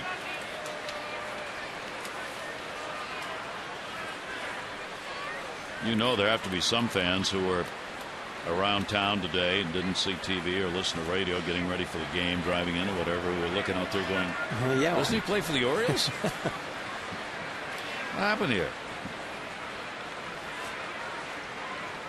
Hose hit 304 in 99 games for the Tides this year with the Orioles. 0-1 delivery. That'll miss away. 1 ball and 1 strike. Hose was the 2012 Orioles minor league player of the year, appearing in a couple of games with the big club last season. Bases loaded. 1 ball, 1 strike, 1 down. Gonzalez's delivery, and HOU again will chop that one foul. Gonzalez gets ahead of him, 1-2. LJ, for a young player, really did some great things in the Orioles organization. The minor leagues really played up to each level he was challenged at, and he was performing tremendously well in Norfolk, earning the call up with the Orioles. I think there's a huge upside for LJ HOU, not just what he can do on a baseball field, but a great character guy. 1-2 delivery will miss, and a 2 ball, 2 strike count. Gonzalez battling through after a 5-pitch first inning, 1-2-3. Since then, it has been a rocky road. 2 ball, 2 strike count. Outfield shaded around to right and in a couple of steps on HOU. 2-2 delivery. HOU will take it. He's gone. So Gonzalez gets another big strikeout. 5 in the game, 2 against HOU. Take a look at the pitch here from Miguel Gonzalez. Fastball perfectly located at the bottom of the strike zone to get LJ HOU looking. LJ thinking it's a little bit down. Pitch track shows right at the bottom of the box. A major league leading 985 strikeouts coming into today, and 5 more added by Gonzalez to this Houston team's numbers. So again, with 2 down, Houston will try and score. Altuve is walked and popped out. Altuve, a .253 hitter with runners in scoring position. Gonzalez living in the edge. First 4 innings of this ball game. Here's the 0-1 delivery, and Altuve should end the inning here. Hardy dropped it, and a run will score. A ground ball that should have ended the inning will be an error on Hardy. Barnes will score. Altuve reaches, and it is 5-0. Yeah, a little chopper, pretty routine ball for J.J. Hardy. I think Dominguez at second kind of screened him a little bit. You see him hold his ground, and then that ball ended up skipping up, getting a short hop. See it bounce up and get J.J. right off the toe with a glove, unable to come down with it. And very uncharacteristic of J.J. Hardy. So the Orioles are the team that commits the error in the ball game, at least the first one. Honor and run will score. Hardy charged with just his 8th error of the season. Keeps it alive, bases loaded, and here's Castro's got 2 doubles. And Castro will take it down low for a ball. This game, a lot of things in it are backwards so far.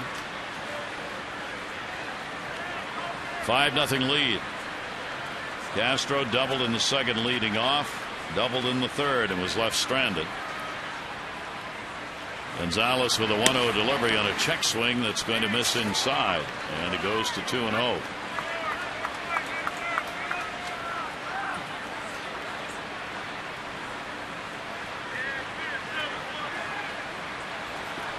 Runners move up. Dominguez now the lead runner. VILLAR at second, Altuve at first on the error. And that's going to miss, and no place to put him as the count goes to 3-0.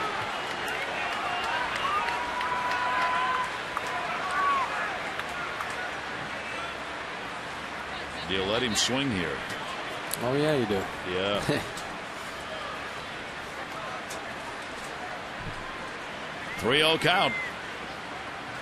Castro waiting on it and tried to launch it. He will foul it back. The Orioles committing just their 33rd error of the season.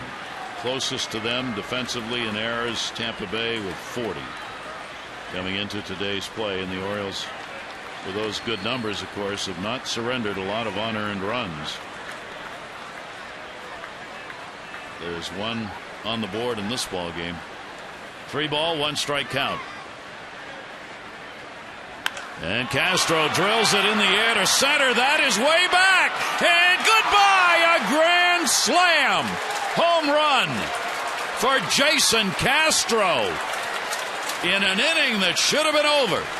Castro takes advantage of the open door.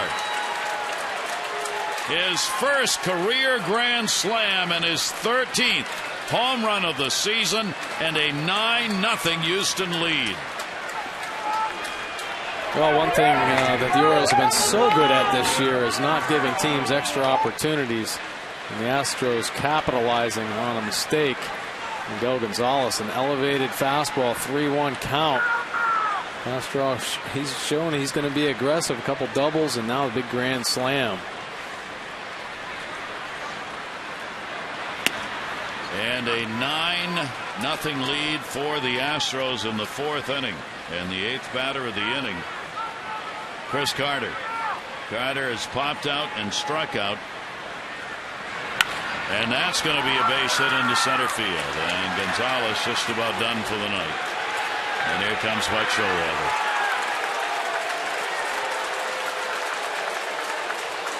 And for one of the few times, the Bronx cheer here at Camden Yards. Boy, what a tough night. 9 runs on 9 hits in the ball game in 3 2/3 innings pitched. And Gonzalez, who's been so good and so steady, has one of those nights here tonight.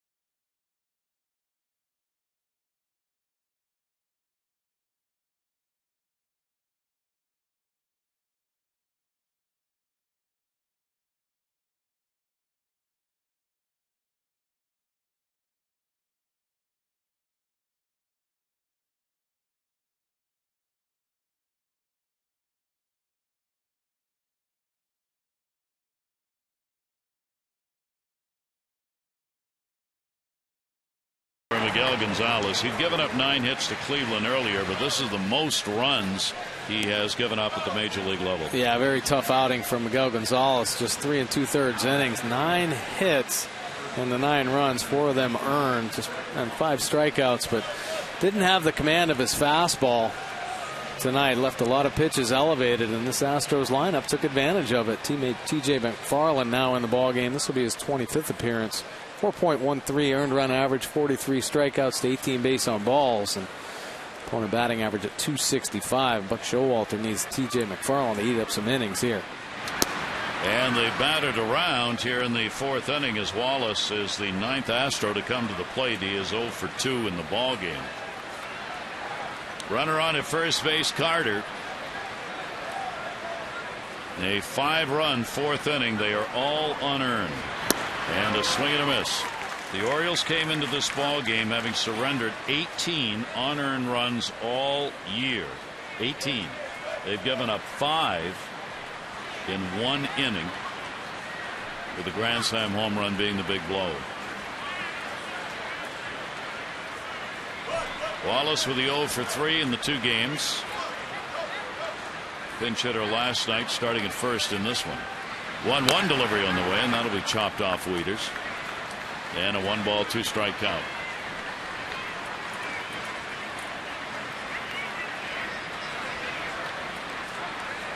What Showalter knows, he's been on both ends of these kinds of years. 2 years ago, it was the Orioles that to be the spoilers and were. Kept the Red Sox out of the playoffs. Then you're on the other end. You're trying to get in, and you're looking at teams who don't have a lot to play for, and then they see, hey, we can do some damage. Yeah. 1-2 delivery, and that'll be taken outside. And Miguel Gonzalez in danger of having consecutive losses for the first time at the major league level. 2-ball, 2-strike count. Long way, however, to go in this ball game. And the delivery's on the inside corner for a strike.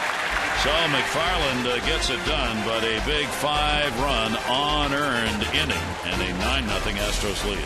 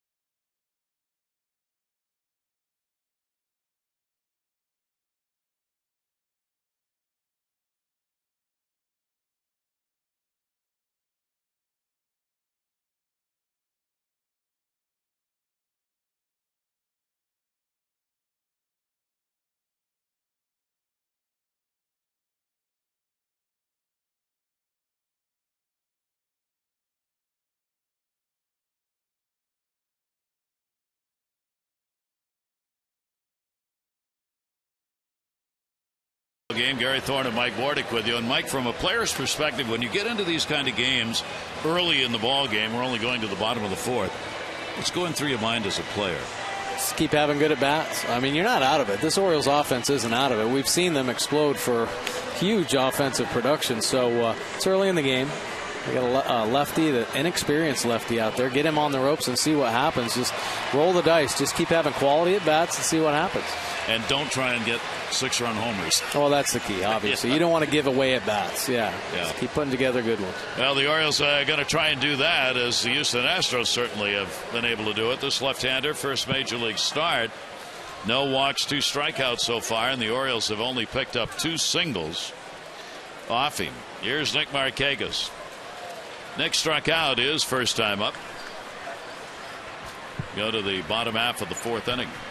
And the delivery will be taken outside for a ball by Markakis.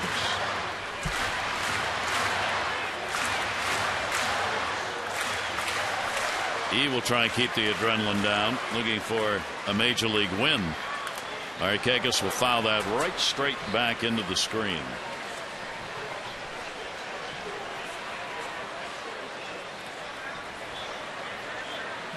Oberholzer, only 24 years old. 6-6 in the minors at AAA this year. Fastball, cutter, changeup pitcher. Here's the 1-1 delivery. Popped up in the infield. Shortstop. Put away by Villar for the out, and Markakis is retired, 1 away. Take a look at our Chevrolet League leaderboard. It's brought to you by Chevrolet. Find new roads. Yeah, home runs, American League team leaders. The Orioles still leading the way with 142. Blue Jays right behind them, 136. Mariners coming into town this weekend. They've got 127. Rangers 122.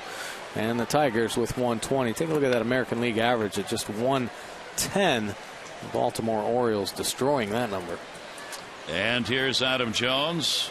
Jones robbed of hit his first time up when he tried to bunt his way on. He will foul that one back. For the 2 home runs picked up by the Stros in this ball game by Grossman and Castro. Again, the Orioles being out homered here at Camden Yards, now 76-73 in the year. That grand slam by Castro, obviously big hit in this game. Here's the 0-1 delivery, and Jones will foul that one away. And an 0-2 count.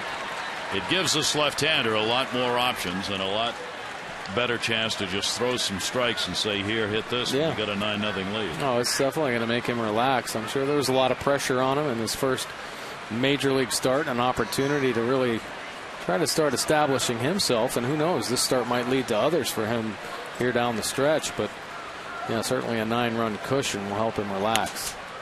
0-2 foul the other way. His last start minor leagues was on July 22, so he's had a lot of rest.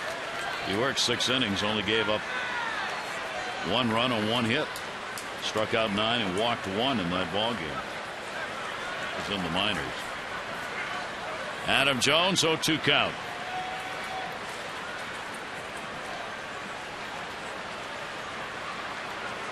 Adams had a good home run month in July with 7, down to third base. Dominguez makes the play and gets it.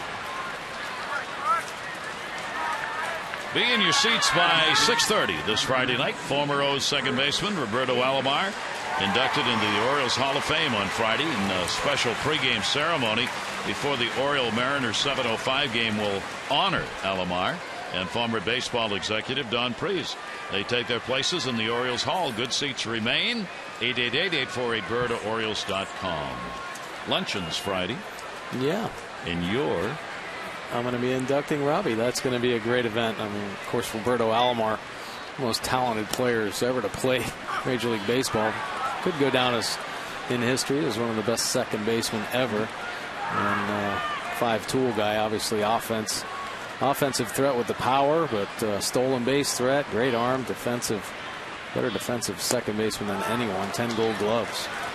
That all coming up on Friday. The luncheon and the pregame ceremony.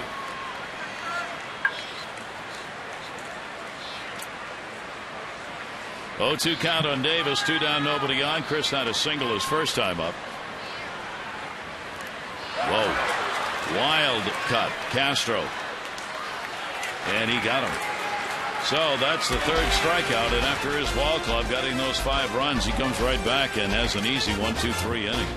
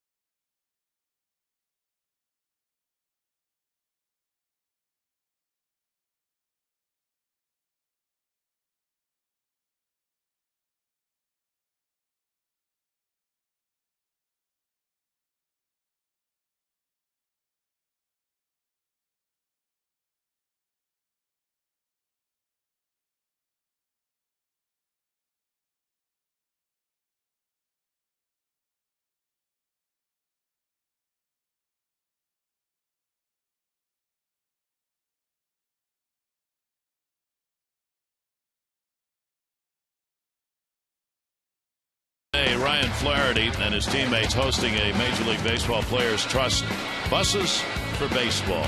Great day for these kids to improve the quality of life for children who have cancer within their families, and an opportunity to get out in this Buses for Baseball program.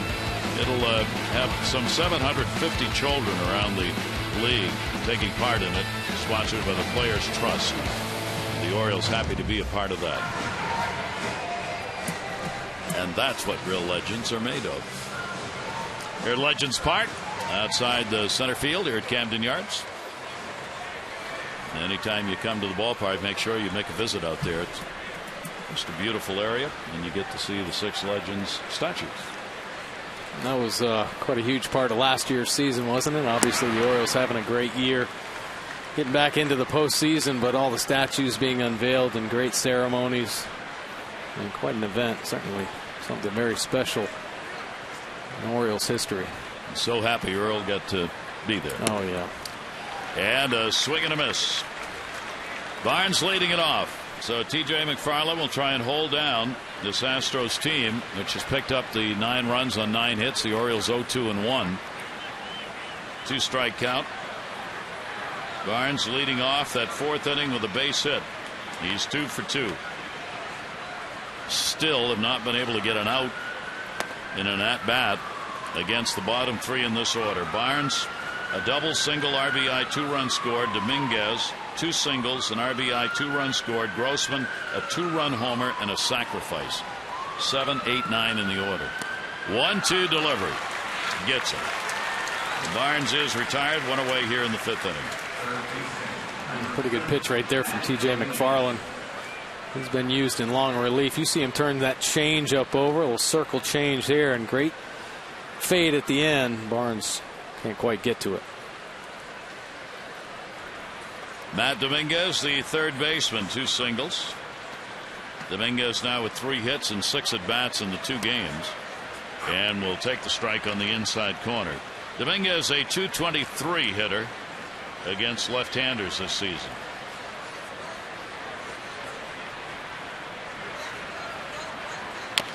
And a chopper foul. Well, his Houston team has had about every extreme. They lost the ball game last night when the Orioles got only 3 hits. They lost the ball game to Seattle in a game where Seattle had 1 hit and scored 4 runs, 2 of them coming on pass balls. You believe that? Wow. 4-2 was the final score. Seattle won it with 1 hit. It had been 99 years was the last time a team had scored 4 or more runs on 1 hit without an error being committed by the opponent. That's the kind of stuff the Astros have gone through this year. You wouldn't know it tonight. 1-2 delivery, and that's going to be up the middle. Roberts after he can't get it. So Dominguez is 3 for 3 as he picks up a 1-out single and 10 hits in the ball game for the Astros.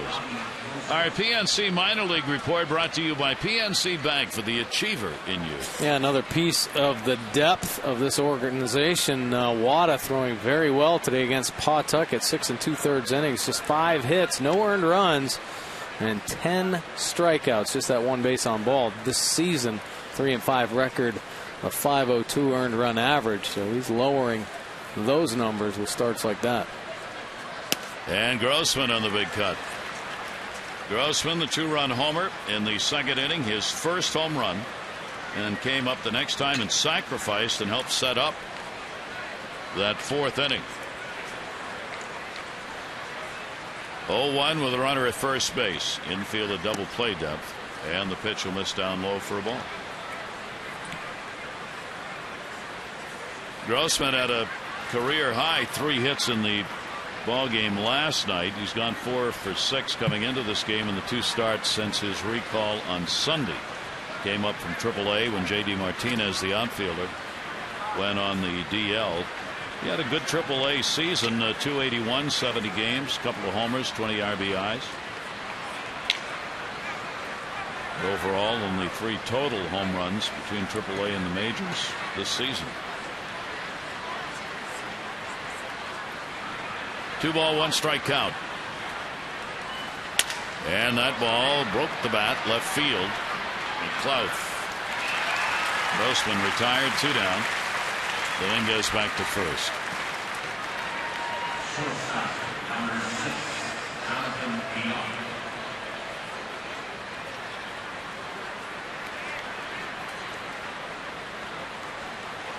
And back to the top of the order. This will be the 4th plate appearance for Villar, who's picked up a walk and a run scored in the 4th inning. He has struck out, lined out.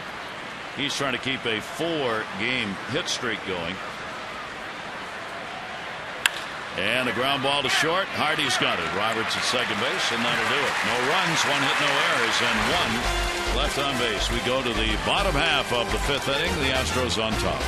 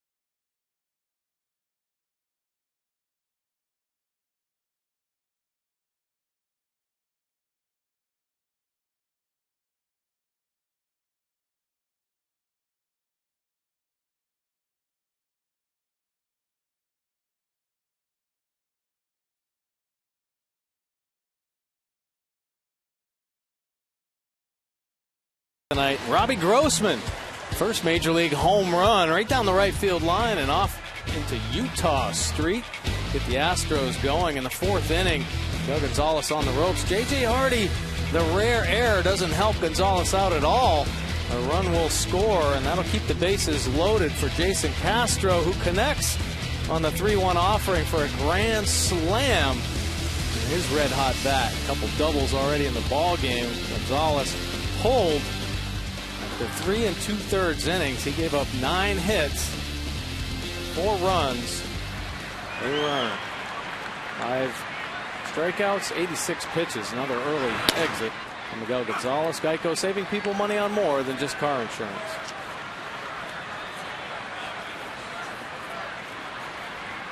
Matt Wieters will lead it off here. Called out on strikes. Oberholzer's delivery will be fouled off. So while the Houston players are going through their 4th plate appearances, the Orioles are going through their 2nd. Which pretty much tells you where the game is. Wieters, Hardy, and Roberts.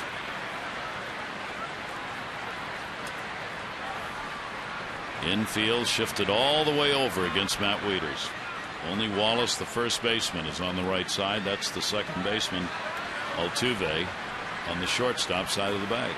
Here's the 0-2 delivery, and that's foul back into the screen. Well, we talked about how hard it is for pitchers to go up against young hitters that you don't know about. Well, the same holds true for the Orioles offense going against a pitcher. Not much for scouting reports on Oberholzer. So they're just trying to work this through the ball game. But he's been in command. We're going into the 5th inning. Throwing strikes. He hasn't walked anybody. Struck out 3. 1 ball, 2 strike count. Obviously a very big night for him. His first major league start. Big night for Hose. First game with his new ball club. Here's the 1-2. And Wieters on a pitch down and away. Tell you, if that's a pitch he can throw consistently, he's going to be nasty on right-handers. Oh, looks like a changeup. Down and away, late fade. Really good pitch off his fastball at 80 miles an hour. Take a look at Matt Wieters gearing up for it. With a dip at the end, and Matt Wieters out in front just a bit. 1 away, J.J. Hardy. And Hardy will take the pitch down low. J.J. looking to get on the board. Orioles are just the 2 singles by Davis and Pierce. And that will be taken for a strike. Month of July coming to a close here tonight. And for the Orioles offensively, there'll be a number of players who won't be sorry to see it go. Hardy's one of them, hitting .207 in the month of July. Orioles have had Davis and Jones lead them in homers this month. Each have 7. And 7 home runs in July is good enough to be tied for 2nd in home runs for the month in the American League.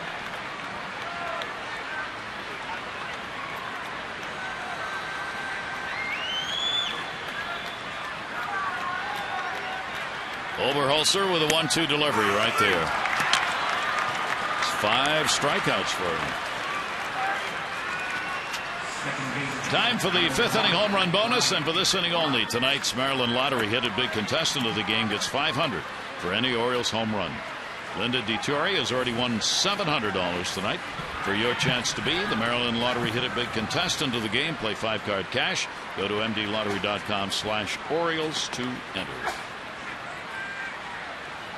Brian Roberts. 2 down, nobody on. 7 in a row have been retired by Oberholzer.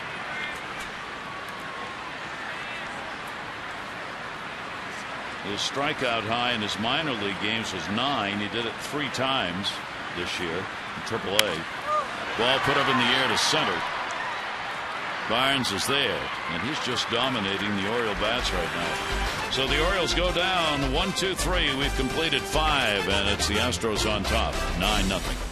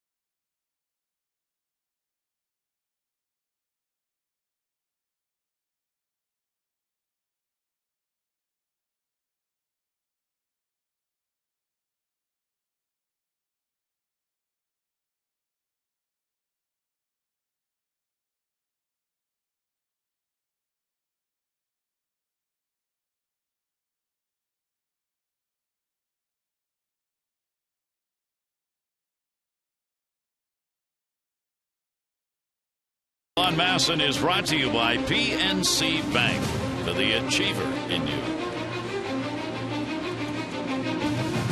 9-0 lead, 9-10-0 for the Astros, 0-2-1 for the Orioles.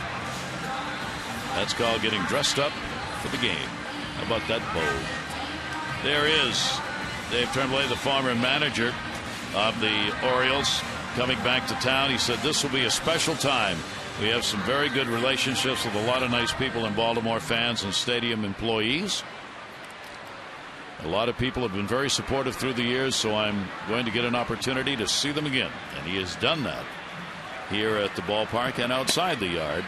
Greeted by the players of the Orioles, coaching staff, a lot of fans, security people, ushers. Oh, yeah. Even though he certainly didn't have the success that he wanted to bring to the Orioles when he was the manager here, he was certainly very well respected and is throughout all of baseball. 61-year-old, 3 years as the manager. Team won 187 and 283 during his tenure. It ended in June of 2010. And Hose swinging a foul tip on that one. 2-ball, 1 strike count from McFarland. Dave was telling me an interesting story how he got the job he has now as a coach. Bull Porter, the manager, played for him in the instructional league and in the minors. And when Bull Porter was told he was going to be manager of Houston, Dave got a call at midnight and said, "Why are you calling me at midnight?" He says, "We're going to the majors." And he said, "What do you mean?" He said, "I'm going to be named on Monday as the manager for the Houston Astros."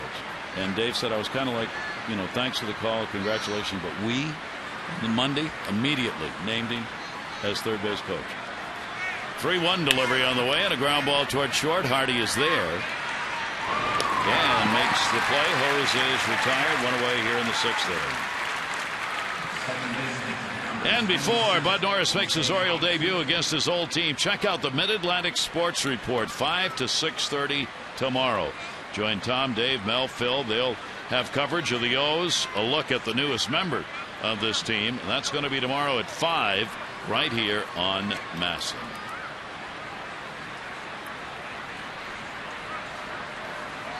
Jose Altuve popped out, walked, reached on the big error, scored a run. So officially 0 for 2 at the plate. The Orioles, if they do not come back in this game, will finish July a game under 500.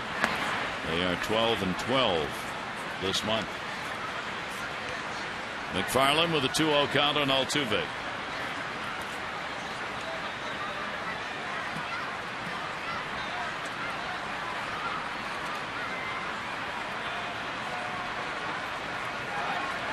Two-0 pitch to him, and that'll be put into right field for a base hit. Went with it. and he's got a 4-game hit streak. Jason Castro coming up on our Lexus and Towson drive of the game. Yeah, he's had himself a real good night.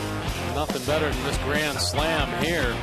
Hammered a 3-1 offering from Miguel Gonzalez, but he's able to keep the ball.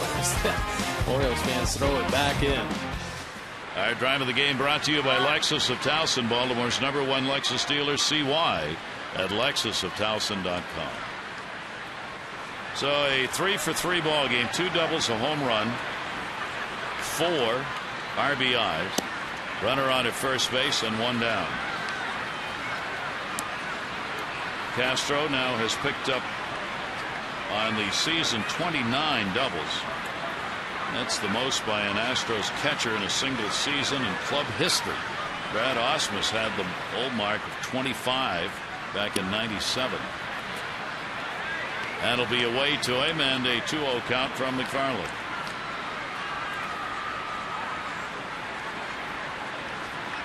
Castro seeing the ball like a beach ball tonight. McFarland being very careful as he falls behind. Now a good hitter's count once again for Castro. 2-0 delivery on the way, and that's going to be taken. So the count goes to 3-0 with 1 on and 1 down.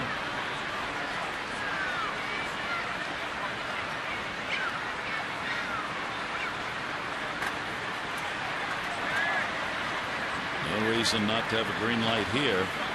He gets his pitch. Didn't, and he is on. So again, base runners, and there have been lots of them for Houston in this ball game. 2 on, 1 down, and Carter coming to the plate. As Mike said, but Showalter will not want to have to go to that bullpen early. He's going to ask McFarland to take some innings under his belt. And TJ's really stepped up every time Buck Showalter's asked him to do that. And he has been huge. Come up big, pitched 3 innings sometimes even more for Buck. So he's been very good in the role that Buck Showalter's used him in. McFarland has pitched as many as 4 1/3 innings. Did that on June 23 against Toronto. That's his long outing of the year. Carter, a single, is struck out and popped out, and the pitch taken away. That's the one the Oriole pitchers are trying to get him on as he's chased pitches away in the series. He had an 0 for 12 before he got that base hit his last time up. 1 ball, 1 strike count. Altuve at second base, Castro at first. Farland's delivery, foul tip. 1-2.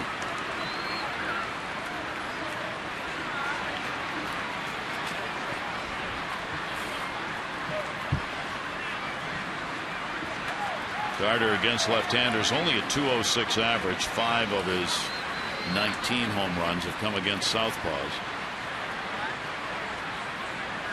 1-2 delivery. Great pitch down and away to him. So that'll retire Carter on the strikeout. A couple of strikeouts for McFarland. 2 down. Join Orioles Reach and the Oriole Advocates for the 2013 Orioles Hall of Fame luncheon Friday right here at Camden Yards. Celebrate as O's All-Star Roberto Alomar is honored along with the Herb Armstrong Award winner Don Preece. The benefits go to the Oriole Advocates Charitable Foundation. For tickets and details, 410-247-2703. That's for Friday. Wallace has struck out twice and popped out. And will take the pitch down low. Top of the 6th inning of the Astros on top by a score of 9-0, out hitting the Orioles 11-2. The Astros have scored as many as 16 runs in a ball game this year, and they had 22 hits against Seattle back in April. They're hit high. Pitch is going to miss, and a 2-0 count on Wallace.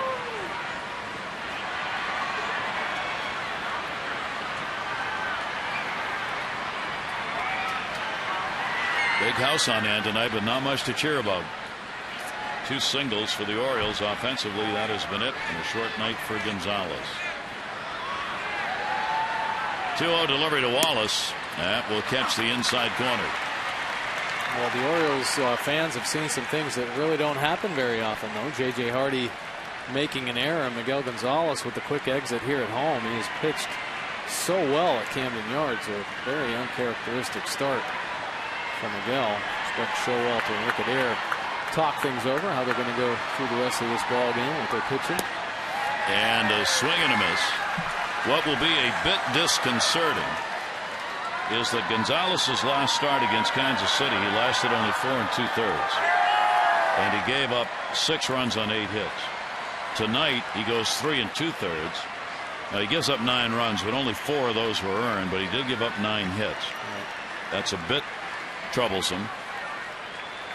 2-2 delivery on the way, and that'll take him a little bit back off the plate. 3 balls, 2 strikes. And he had been so good prior to that last start. He actually, the 8 starts before his start in Kansas City, was 6-1 with a 2.35 earned run average. So he was on a groove, really settling in and pitching some great baseball. 3-2 delivery. Runners go. That's going to be a base hit into left field. Altuve makes the turn. Here's the throw to the plate. Not in time. So Wallace delivers a single and an RBI. And a 10-0 lead for Houston. Actually, a pretty good piece of hitting by Wallace. Stays inside this ball, goes the other way, and you see Altuve struggling through there. Good send by Dave Tremblay. And Altuve able to score on Nate McLouth's throw. Altuve had to come out of the Sunday ball game with that leg problem. Obviously not 100% as we mentioned tonight, but he gets in. Wallace gets the RBI on the 12th hit of the ball game. Runner still on at first and second with 2 down. And this is Jake Elmore, who's come on to pinch hit for Barnes. Barnes, all he did was have a double, single, RBI, and 2 runs scored. Did strike out. It's certainly a big part of this offense tonight. And the pitch taken, a 1-ball, 1-strike count. Jake Elmore, he got the start Sunday at second base, just his 4th start of the season. 333 off lefties this year. And he puts it in the air to right. Nick Markakis has it lined up, and that will do it. But another run in. They do it on a couple of hits, and will leave 2 on. A 10-0 lead.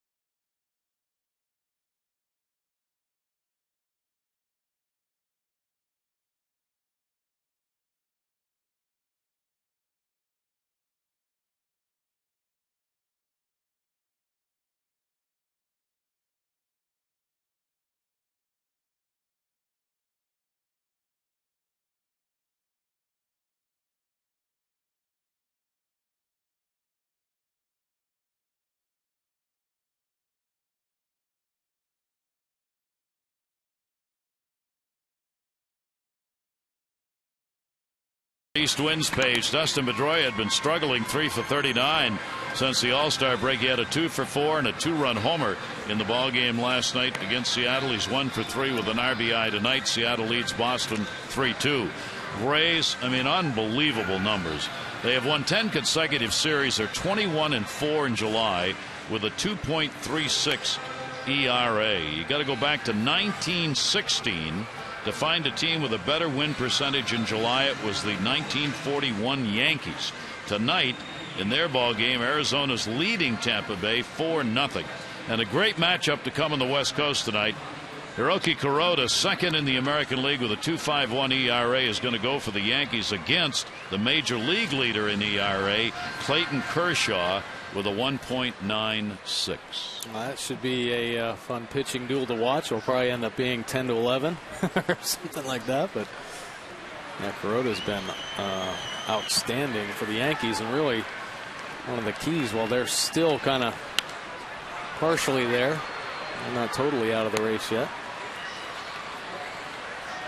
Elmore, who came on a pinch hit, stays in the ballgame in left field. Hose goes to center from right, and Grossman goes from left to right. So Elmore, Hose, Grossman, left to right in the outfield. Steve Pearce, a single, returning to the Orioles roster today. And it looks like Friday is going to be the day for Major League Baseball's announcement on all of this issue with A-Rod and the names of those who were involved in the Florida biogenesis case. Major League Baseball has told the Players Association who the players are, what the suspensions are going to be. They gave them a couple of days to talk to the players, and then Friday, I guess it's all coming out. Yeah. So we'll have another go around with that. 1 ball, 1 strike count on Pearce, and that one is going to be fouled away. Yeah, and from what you hear, it doesn't seem like there's going to be much of a fight put up by most of the players. Yep. Only A-Rod. Right. And A-Rod's case may be treated differently than the others, with more violations of different kinds, not just a drug policy violation, but a violation of what he was doing, dealings maybe, with biogenesis. We'll see. That ball is fouled away by Pearce. Pearce, McLouth, Manny Machado due up for the Orioles here in the 6th inning.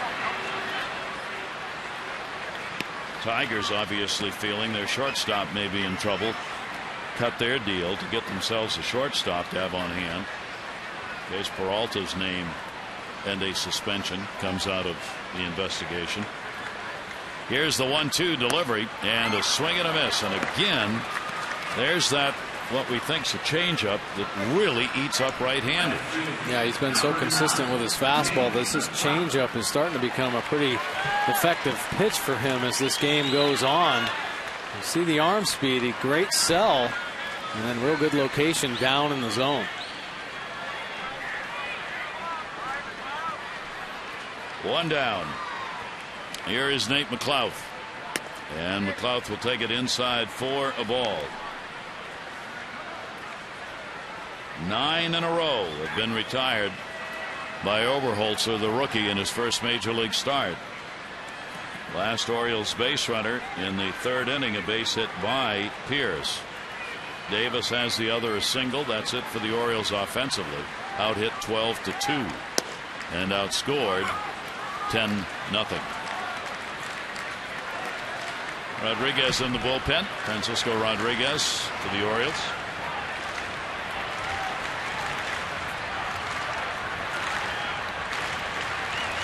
Here's the 1-1 delivery on the way, and the pitch will be outside.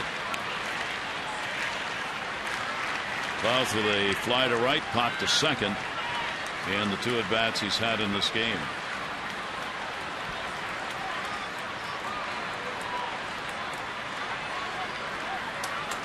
Two-1 delivery. Nate will take it, and it will miss, and the count goes to 3-1. Oberholzer up to 71 pitches thrown so far. It's pretty efficient. Here's the 3-1 delivery, and that'll be popped up behind second base, shortstop. The error is there, and he's got it, and there are 2 down. When the Orioles win, everybody wins, and all season long when the Orioles win and score 5 or more runs, you get 50% off regular menu price online orders at papajohns.com by entering promo code Orioles5. Better ingredients, better pizza. Papa John's, valid at participating Baltimore area Papa John's. Gary Thorne and Mike Bordick with you here at Camden Yards tonight. Astros put on an offensive show early in the ball game, and their rookie Oberholzer making it stand up. 2 down, nobody on. Manny Machado 0 for 2, 0 for his last 13. Try and get off that one right here. 0-1 delivery, and that's popped up. And again, the shortstop. VILLAR's there, and he's got it. And another clean inning. So Oberholzer holding the Orioles down, and a 10-0 Astros lead.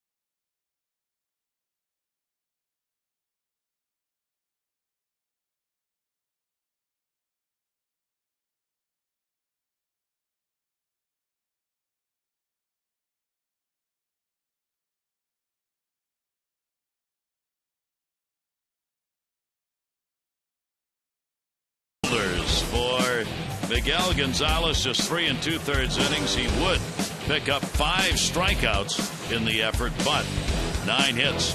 TJ McFarland on for 2 1/3 innings. He would pick up a couple of strikeouts, 7 total for the 2 Oriole pitchers in the ball game. 10-0 Astros, and the Orioles go to the pen.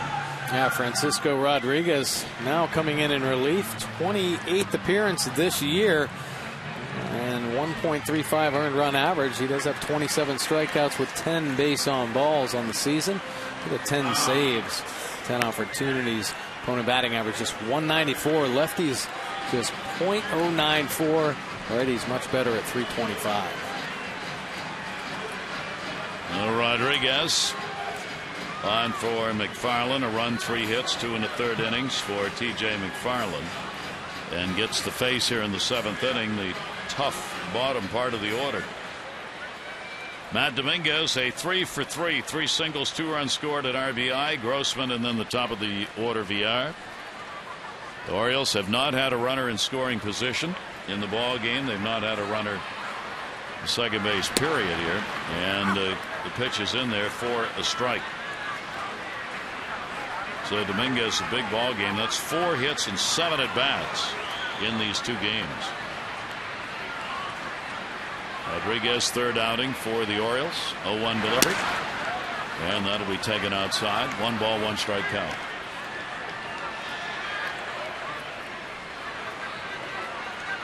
But it's looking more and more like a rubber match game. It's going to be tomorrow as these teams wrap up their season series in this 3-game set. Oof. Deep to left field. That is way back, and goodbye home run. Dominguez, a 4 for 4 ball game, and now 2 RBIs and the long ball to go with it. The 3rd home run tonight, hit by Houston. That is number 14 for Matt Dominguez. Yeah, pretty good night. 4 for 4. Puts the icing on the cake right here. An elevated fastball from Rodriguez. And he gets on it and drives it out to left field. You've seen one of the problems already regarding Rodriguez. He throws that fastball and hitters just wait for it. He's now given up 2 home runs in the 2+ innings that he's worked. And in each case, it was the case of a hitter just waiting, dead red. Yeah. Well, he has a great changeup. And that's his pitch to lefties. 0-1 delivery, and the swing and a miss by Grossman. One of the 3 home runs tonight by Houston. A 2-run shot that came in the second inning.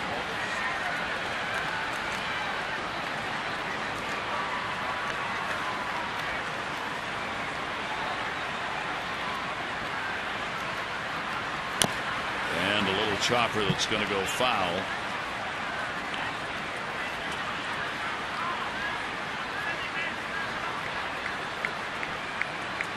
Grossman got his first home run out onto Utah Street, the 71st ball ever hit out there. 5 this year, all by opponents against the Orioles.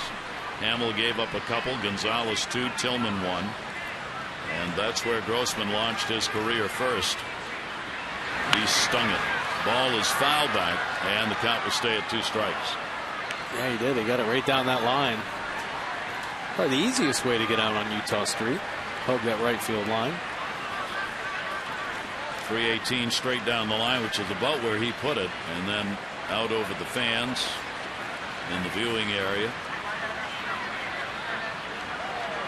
0-2 the count. And Rodriguez will miss with it. A 1-ball 2-strike count on Grossman.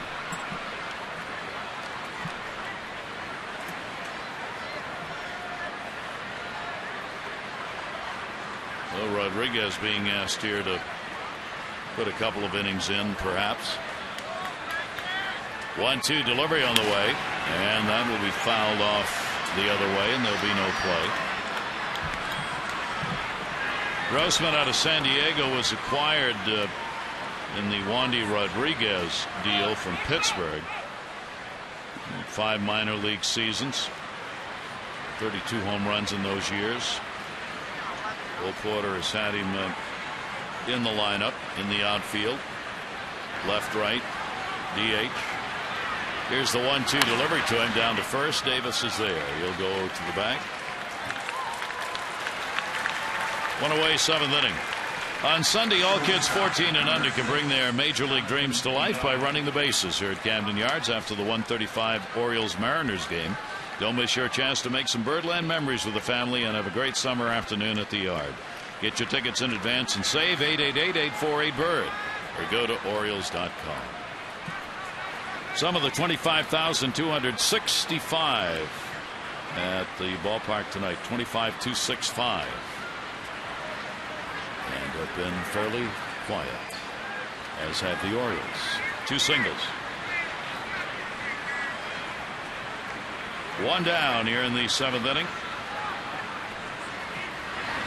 Villar will take the pitch, and it is in there for a strike. Leadoff batters walked and scored, 0 for 3.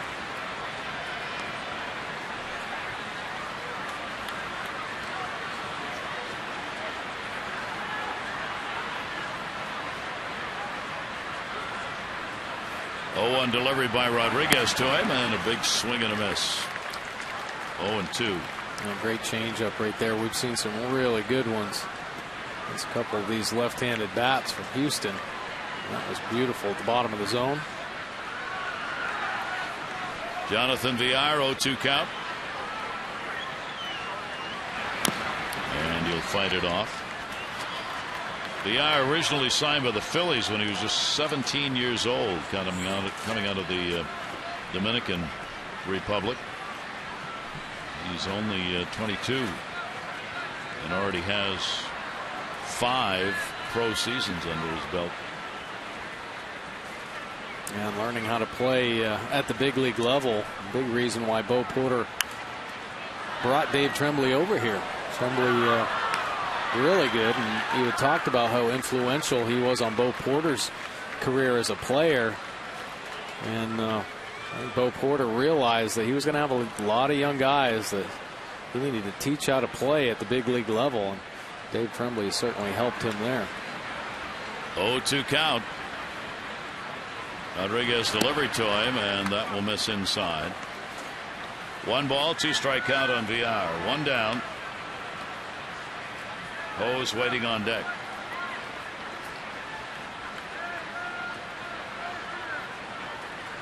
Houston team, 5 wins, 18 losses in the month of July. And a big cut. He's gone. 2 down. Well, this is his pitch, the changeup. This one up in the zone a little bit, and VILLAR thinking it's a fastball. And take a look here. You see the grip. Circle change, and there it is, and there it goes as it has a good late fade at the end, and VILLAR just swinging over the top of it. 2 down. Here's LJ Hose. 0 for 4 in the ball game. K-Rod gives you all that big wind up, a lot of body motion. Everything looked like it's going to come about 1,000 miles an hour, doesn't it? Sure does. Arms and legs coming everywhere. And then real good arm speed. That's why he's had so much success as a closer throughout his career. 1-0 delivery will miss outside. The fastball there, 2-0.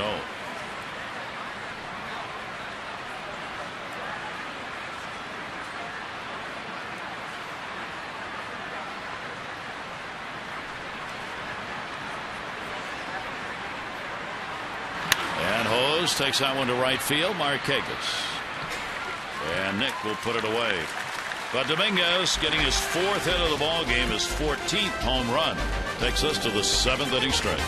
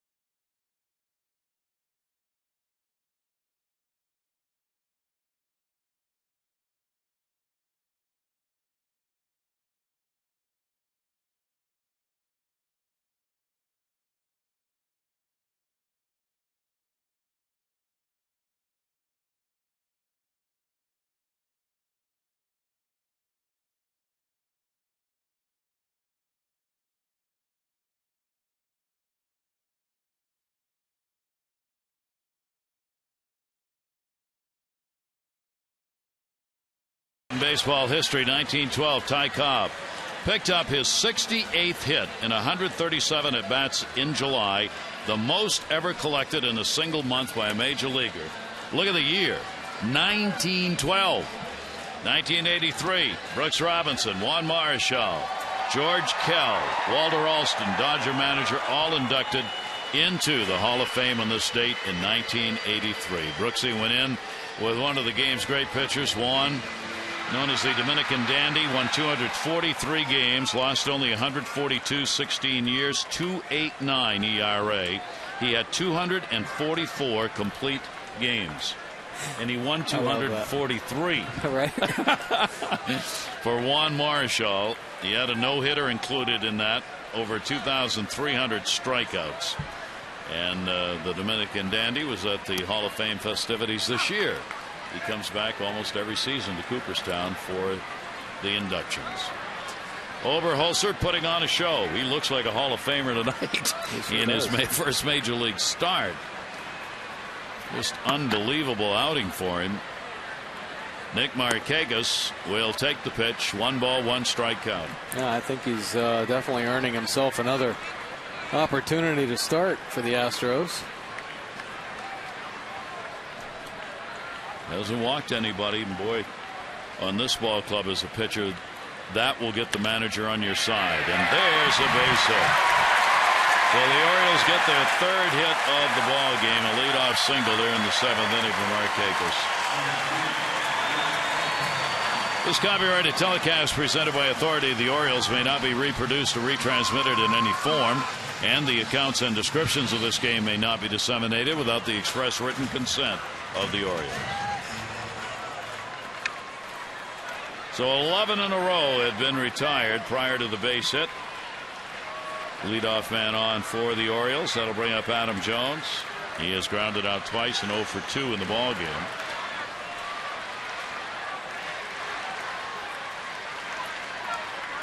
And Jones will take the pitch for a strike.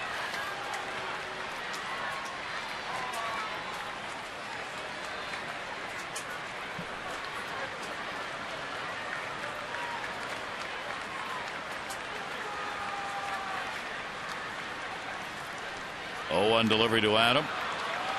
He'll ate him up on that one, down and in, and the count goes to 0-2. And the changeup once again. Started Adam off with the big curve. Kind of like a slurve as it sweeps across there. Went the back door and then backed it up with a real good changeup down in the zone. 0-2 count. See if he goes with that off-speed pitch that tails away from right-handers. After he put that last one in on him. 0-2 delivery. In the air, right field. Warning track. Room. And Grossman makes the catch. Jones retired. Markakis back to first. MLB.com at Bat is the #1 source for live baseball everywhere you go. Available for iPhone, iPad, Android, and BlackBerry 10. At Bat delivers Orioles baseball, live audio, pitch tracking, stats, news, highlights, and more. Text at Bat 31826 or go to Orioles.com for details. One away, 7th inning. Chris Davis a single, and he is struck out. Looking to be the first to reach the 100 RBI mark in the American League. Cabrera for the Tigers did not play today. Out of the ball game. Little muscle tightness. Brian Mattis in the bullpen for the Orioles. The Tigers won again today, 11-1 over the Nationals. Tell you, the Central Division teams are hot. Tigers have won 5 in a row, Cleveland 6, and Kansas City 7. Top 3 teams. 1-0 delivery. Davis puts it in the air, center field. Hose. 2 down. L.J. Hose didn't get the best read on that ball. He initially broke back. And had to hustle it up to come in and make that play on Davis. 2 away in the 7th inning. Runners still at first, and Matt WIETERSC coming up.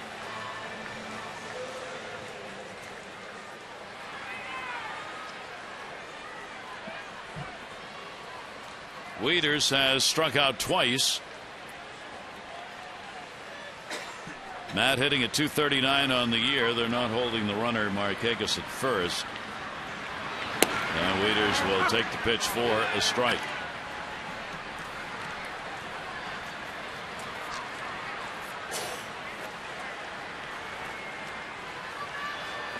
There's Markakis who got the leadoff single. Still there with 2 outs, though.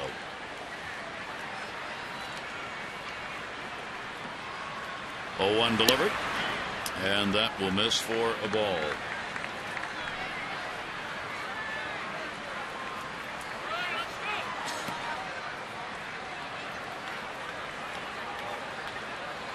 Boy, for a major league start, that's pretty good.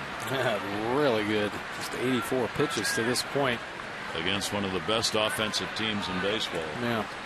Well, one thing that manager Bo Porter is probably looking at, especially with some of his younger pitchers, are does he have a repeatable delivery? And I think he's proving that he has that because he's consistently throwing strikes, getting ahead of hitters, and going to his off-speed pitches when he has to. He's got a good changeup that's been effective for him, but his fastball primarily, and he's just been aggressive around the zone with it. He's able to really keep this Orioles offense at bay through the course of the ballgame. Doug Brocail, the pitching coach, and Bo Porter have been together most of the night over there. And there they are, and you know they're talking about their young starter.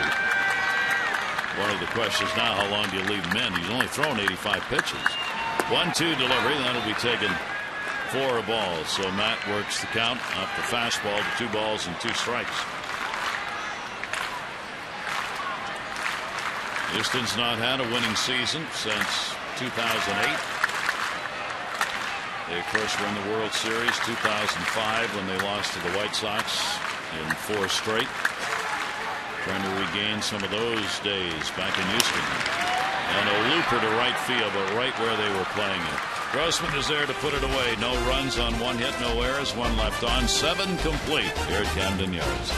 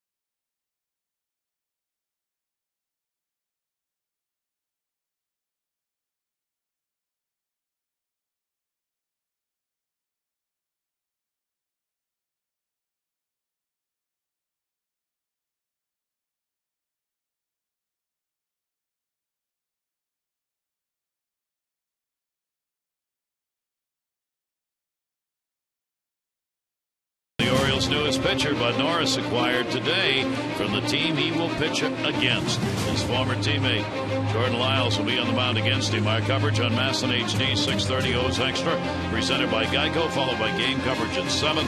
All the access you need right here on MASN. Take a look at the starters for tomorrow. Of course, Bud Norris coming over in the big trade, try to help the Orioles solidify their rotation here. 6-9 on the year with a very slow earned run average of 3.93, 90 punch outs, 43 base on balls. He'll go against his former teammate Jordan Lyles, 4-4 on the year, 4.92 earned run average. Now Brian Mattis comes into the ball game. This will be his 45th appearance, 3.29 earned run average with 32 strikeouts to 12 base on balls. And that's in 38 1/3 innings. So Brian Mattis on for K-Rod, who worked an inning, a hit on the home run. No walks and a strikeout. And there's the numbers, 216 opponent batting average. So Teagarden's going to catch. Wieters is out. Garcia is going to play short. Hardy is out. Urruti is going to go to left field. McLouth will move to center. Jones is out. But Showalter resting. Some of the starters here as we go to the 8th inning, with the Orioles trailing by a score of 11-0. 11-13-0. The Astros 0-3-1 for the Orioles. 5 unearned runs, part of the Astros attack. Miguel Gonzalez only 3 2/3. He gave up 9 runs, 4 earned on 9 hits, couple of walks, 5 strikeouts. McFarland 2 1/3, a run on 3 hits. K-Rod an inning, run and a hit, and now Brian Mattis. Altuve, and he keeps it up. Altuve's got his 2nd hit. He'll make the turn and stay. Urruti out there in left field. Leadoff single in the 8th inning. Time to text in your vote for the AT&T Player of the Game. Here are the candidates. Robbie Grossman, he had a 2-run homer in the ball game. Chris Davis, who's delivered one of the Orioles hits, a single 1 for 3, and Jason Castro, 2 doubles and a grand slam home run and a walk. Text in your vote, A, B, or C, 318-26. Grossman is homered. Castro with the big blow on that grand slam, and Dominguez a solo shot in the 7th inning. And the pitch will be taken inside. So Castro is trying to make it a perfect night in his 4th plate appearance. Walk, homer, 2 doubles.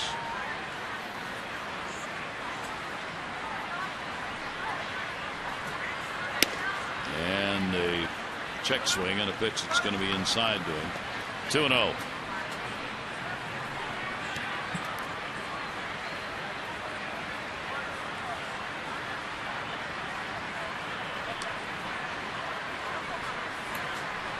Never had a 4-hit ball game. Pitch will be taken inside. He has a new mark in RBIs at 4. He had 3 previous times, and gets his first career grand slam. Pretty good night's work. 3-0 count. Altuve on at first base. 3-0 delivery to him, and he'll take the strike.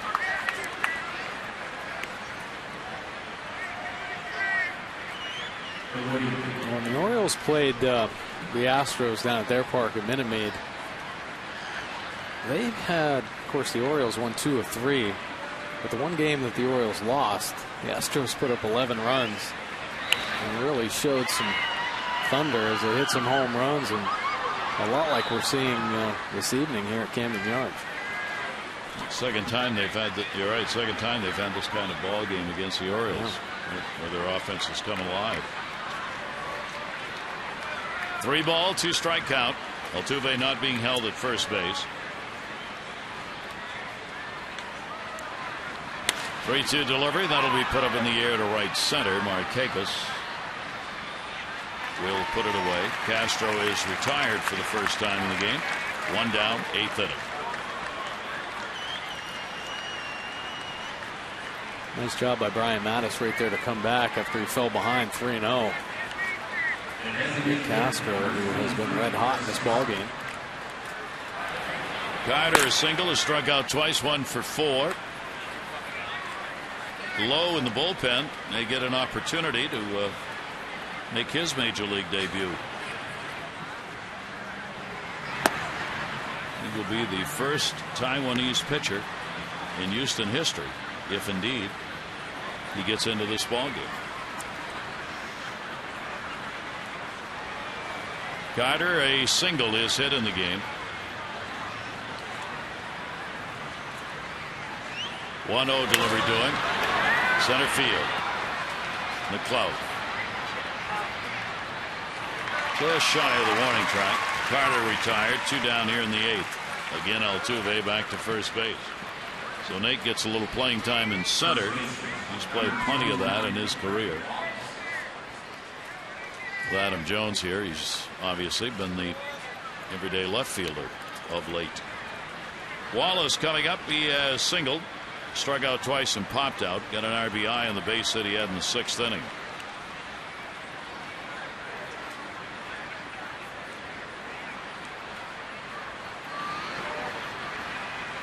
Two away. Altuve at first, and the pitch inside to Wallace. Take a look at Urrutia out there. This is the first time he's played defense in the big leagues. You know, he got called up as a left-handed bat, and he's been swinging the bat pretty well. And now he gets a chance to show that he can play some outfield. So there's some nerves going on out there for Urrutia. 1-0 delivery on the way, grounded foul. Well, on the road trip in Kansas City, they had Flaherty taking the ground balls at first in order to get him ready, and indeed did get a start there. And then with the Urrutia, they were talking to him today around the batting cage, the skipper and Jim Prezi. What do you think you're best at, left or right? Where do you feel more comfortable? And they told him to get out to left field and take some balls today, so they plan to use him out there. And here he is. Pitch will be taken up high. 2-ball, 1-strike count. Well, that's the one thing in the minor leagues they said that he really needed to work on. They thought he was going to be able to hit up here at the major league level, but defensively not quite ready. But these are the opportunities where he can learn, obviously, more about himself out there and some of the things that he needs to do to make himself better. And this is a great chance for him. Obviously, pretty good outfield the Orioles have. 3 Gold Gloves out there, so he can learn a lot. Dwayne Kirby will certainly be on him about making him better. 2-ball, 2-strike count with 2 down. Rudy, McLouth, and Markakis, the outfield right now for the Orioles. Runner off first base, 2-2 delivery, and he got it. So Brian Mattis comes on, gives up a single, leaves a runner at first base. No runs, 1 hit, no errors. We go to the bottom half of the 8th, 11-0 Astros.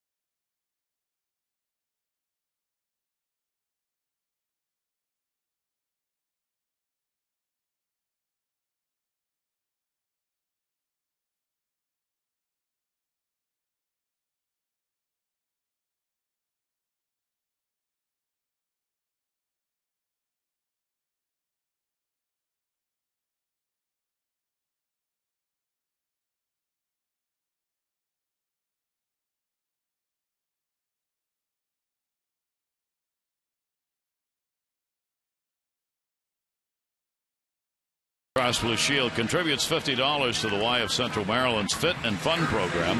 Orioles have 262 walks to date, and that adds up to $13,100. Care First Blue Cross Blue Shield encourages each of us to take that first step towards a healthier and more active lifestyle. Well, new pitcher, and now Lowe. This will be his major league debut, but in the minor leagues, 17 games, 3.24 earned run average, 20 strikeouts, and just 2 base on balls. So another pitcher that's going to be aggressive in the zone.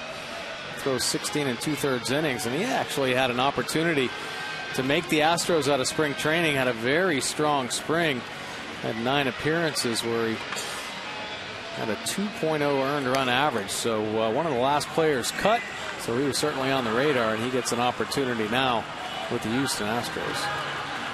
Cha-Jen Lowe is 27 years old, also from Taiwan. Of course, is Wei-In Chen. He just turned 28. Chen out of Taiwan, played there 2008 through 2011 before coming over to the Orioles. Lowe has been involved in pro ball only here in the States. He went to Chinese Cultural University, and then after completing college signed the professional contract. So his work has been here in the States as far as playing baseball is concerned. And the pitch will be taken for a strike. So the first time when he's born in an Astros jersey is now in the books. Casilla getting his first at bat in the ball game, coming on to play short. 0-1 count. Bo Porter getting the baseball for his pitcher. First major league pitch thrown and a strike. Casilla with Roberts waiting on deck. Right-handers 0-1 delivered, and that'll be fouled off the fist and back. 0-2. Pretty good fastball there from Lowe at 94 miles an hour. Good location too as he ran it in on Casilla.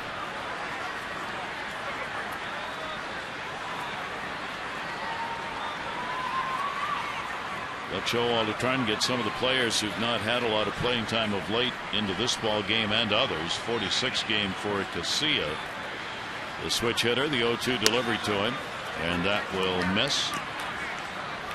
Casilla hitting .250 right-handed, .226 left-handed. He's had only 1 home run, and it's been from this side of the plate.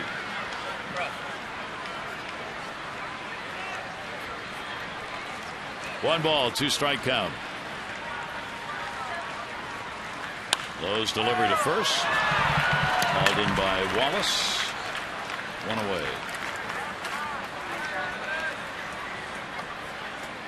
A very uncomplicated side of the scorebook for the Orioles. Not a lot of marks. Davis a single. Second inning. Pierce single third. Markakis single seventh. 11 in a row retired between the second and third hits. No walks in the ball game. Oberholzer in his major league start. First one, looking for the win. And one down. Roberts will take the pitch up high for a ball. Bryan has flied to center field twice in the ball game.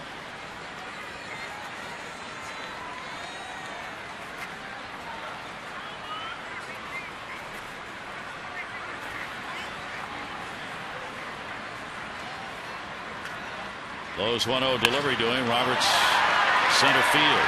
Is it going to be in the yard? 400 feet away it is. Hose conducting a bit of Cirque du Soleil on his way to make the catch. Yeah. He went about 3 different ways on this. Brian Roberts hammers this ball. Good first step, but he gets turned and then has to come back around the other way. Good concentration, though, to stick with it. He thinks it's going to fade, but it comes back over that right shoulder. That's the double head fake right there. Makes the play. Touchdown! But he made the catch. So Roberts 3 times to center in the ball game. 2 down. Here's Pierce. He is singled and struck out. And the pitch outside for a ball.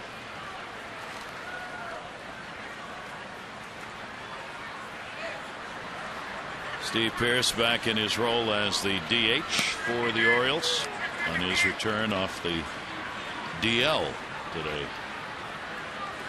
1-0 delivery to him and a called strike.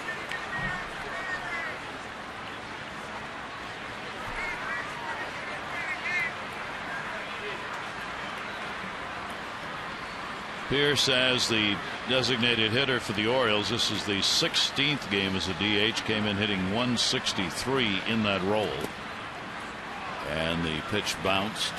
2-ball, 1-strike count.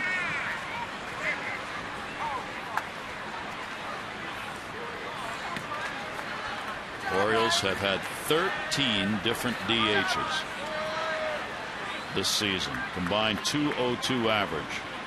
15 homers, 44 RBIs. 2-1 delivery to Pierce. And that will miss. So he's ahead on the count. 3 balls and 1 strike. Well, you know, before the trade deadline, they were talking about possibly going after another bat, somebody that might fill in that DH role. But I think Buck Showalter hoping that Steve Pierce, now being healthy, may contribute here down the stretch. And, of course, Urrutia from the left side. So there are definitely some options, but he's hoping that somebody will catch fire and really take charge in that DH spot. That's going to be a base hit. Well, a good start for Pierce in this game in that regard, as he's got 2 singles, 2 for 3.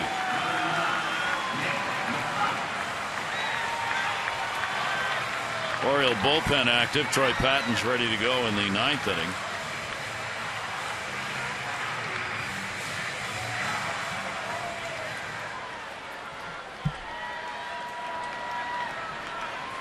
Orioles with 4 singles in the game. Keep in mind they won last night, but they had only 3 hits. 4 runs on 3 hits in that ball game. There, however, they did get a Davis home run that accounted for the game-winning RBIs. Low 0-1, 2 away.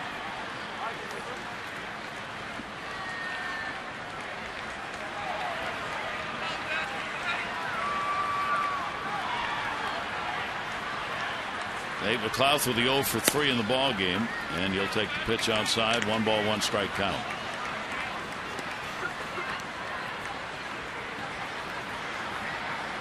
Thinking about Lowe coming over from Taiwan, as did Wei and Chen. The growth of baseball worldwide over the last 10-15 years, really phenomenal. And the World Baseball Classic has added to that. 1 ball, 1 strike delivery, foul back. In the United States, folks don't get too excited about the World Baseball Classic because they've got the regular season right around the corner. But for other countries, the World Baseball Classic is a big deal. For the Dominican, for Puerto Rico, I mean, for teams even like from Israel, it's their one chance to be in international play now. It's out of the Olympics, baseball is. Yeah. It's a big deal for them, and it really has rejuvenated the game in some places and generated first-time interest in others. Under the glove, going to be a tough play. Bounce, didn't get it. That'll be an infield hit. Good try by the shortstop VILLAR. Ball that looked like Lowe might have a play of the pitcher on it, but once it got by him, no chance. Yeah, broke Nate McLouth's bat. VILLAR ranging over on the other side of second base, but a great pick. Nate McLouth hustling it out down the line. A real close play right there. Nice pick by Wallace. Ryan Flaherty is going to come on as the pinch hitter. And the Orioles have a runner at second base for the first time tonight. 5 hits, all singles. Flaherty appearing in his 62nd game. 183 at bats. 2 down, 2 on. Lowe's delivery fouled straight back. We were talking about the international signings and things like that. The World Baseball Classic. So many teams now in Major League Baseball have gotten more aggressive, sending scouts abroad to search out players like Wei-Yin Chen and other players from other countries, because there are talents out there, and what the World Baseball Classic does is exposes them to what they're capable of doing. So just gives everybody more opportunities to pick up some key players that could potentially help them. Obviously, Wei-Yin Chen was huge, a huge sign for the Orioles internationally. And it also gives these players from other countries like that a chance to see exactly what the competitive level really is that they're vying for and what they have to do to get there. 0-2 count. Flaherty 2 for 3 as a pinch hitter this season. 0-2 delivery by Lowe, and he got it. So a successful first time on the mound for Che-Jin Lowe, and the Orioles will leave a couple on.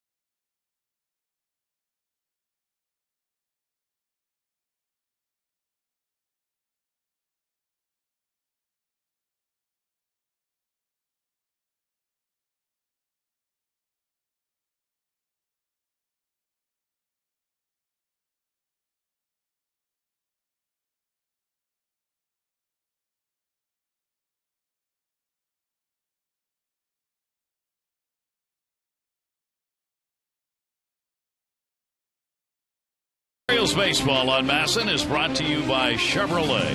Find new roads. He's a good old boy. He's a bloodhound. Buck Showalter on the billboard there, the advertisement by the train station outside the ballpark with his dogs. He's a good old boy. He's feeling more like the dogs look tonight out there. Yeah, it's been a long night for Buck Showalter and the Orioles, but Troy Patton now comes in relief. This will be his 41st appearance, 3.83 earned run average, 27 strikeouts, 13 base on balls. Troy Patton's been throwing the ball much better.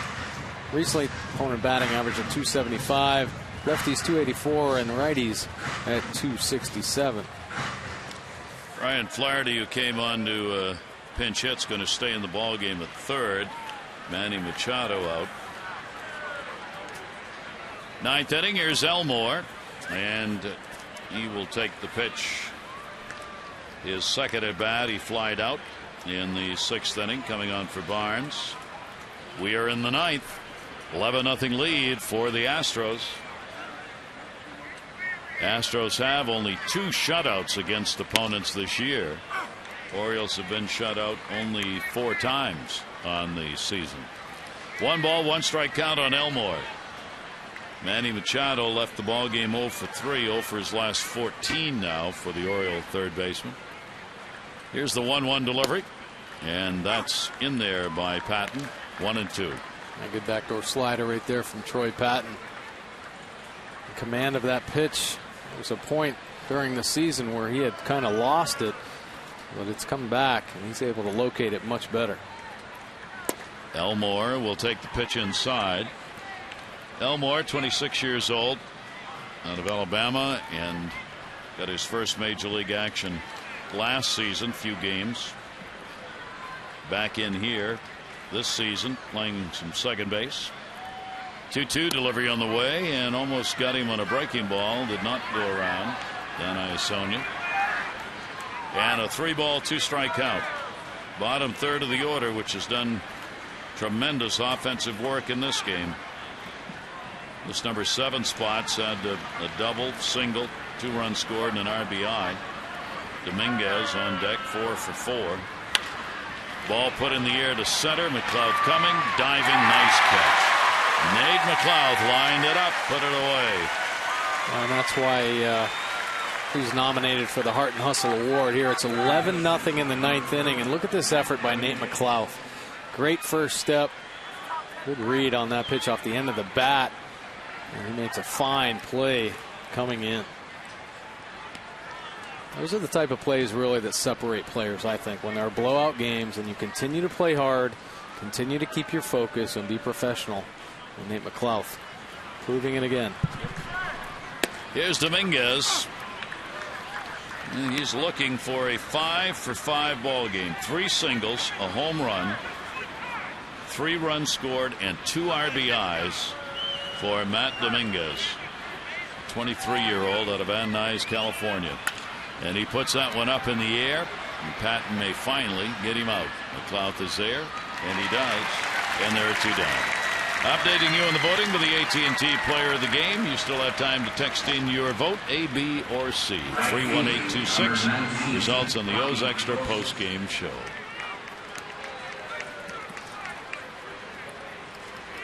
Two away in the 9th inning.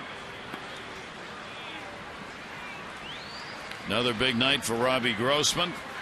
Home run, sacrifice, 1 for 3 in the ball game.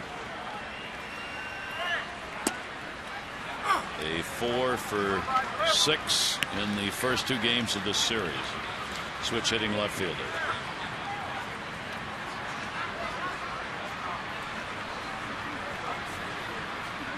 Patton with the 0-1 delivery, and that'll be taken inside. Cisnero in the bullpen for the Orioles.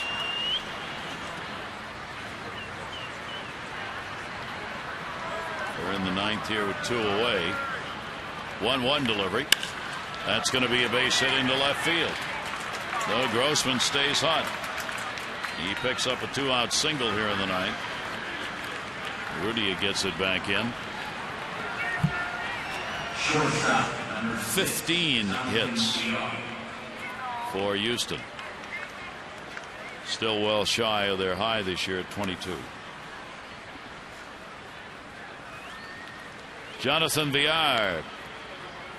A walk in the 4th inning and he scored, otherwise 0 for 4. It'll be his last chance to extend the 4-game hit streak to 5.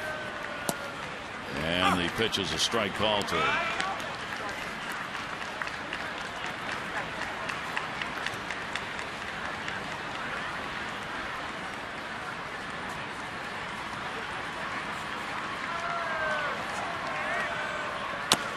Off the plate. Davis. The flip. The speedy runner. The R's out of there. Good play. No runs, 1 hit, no errors, 1 left on. We go to the bottom of the 9th inning. Orioles last chance, down 11-0.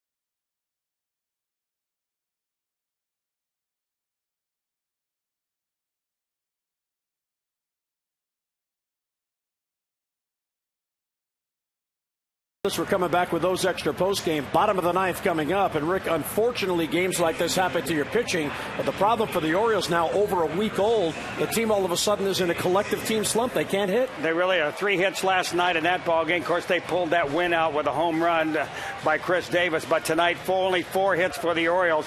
They're down 11-0. They've given up 15 hits and 11 runs. It's a long night so far. Bottom of the 9th coming up. Back upstairs to Gary and Mike.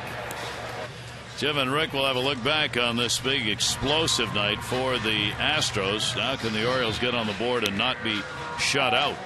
Another member of the bullpen, Cisnero. Yeah, they're here facing a power arm in Cisnero. This will be his 26th game, 3.48 earned run average, 40 strikeouts, 19 base on balls.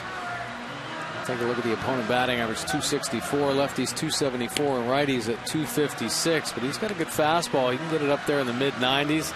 Slider, curve, and change to go along with it. And yet another player, Mike, whose first major league experience is this year. He's 24 years old, out of the Dominican Republic. Signed as an undrafted free agent back in 2007. So he too, 5 years of minor league experience, first major league chance this year. Yeah, a lot of evaluating going on in the Astros front office, and of course the coaching staff try to make some decisions for next year as these guys try to prove themselves, prove that they belong in the big leagues. We understand that Barnes, who started in center field and was pinch hit for in the 6th inning, came out lower back tightness. So whether or not he's going to be available tomorrow, we'll have to see. But a reason for him coming out of the ball game. So bottom of the 9th inning. Orioles trying to avoid being shut out for the 5th time this year. Nick Markakis will lead it off. Cisnero will miss inside with the ball. Nick, one of the Orioles hits, a single in the 7th inning. Oberholzer's first major league start. Tremendous effort. 7 innings, no runs, just 3 hits, did not walk anybody. And a half dozen strikeouts. Markakis down the line and left. Elmore coming over, and that is a foul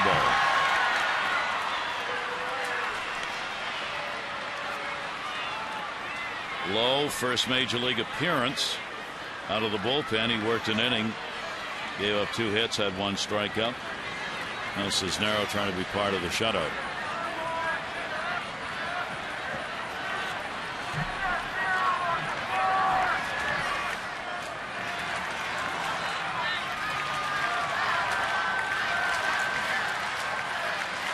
Boston's come back to tie Seattle 4-4. They're in the 9th inning of their game at Fenway. Red Sox, Tampa Bay 1-2. Orioles 3rd in the division. Tampa Bay starting a half game ahead of the Red Sox. That ball's going to go to center. Orioles will get Markakis on in the 9th inning. His 2nd hit, 2 for 4.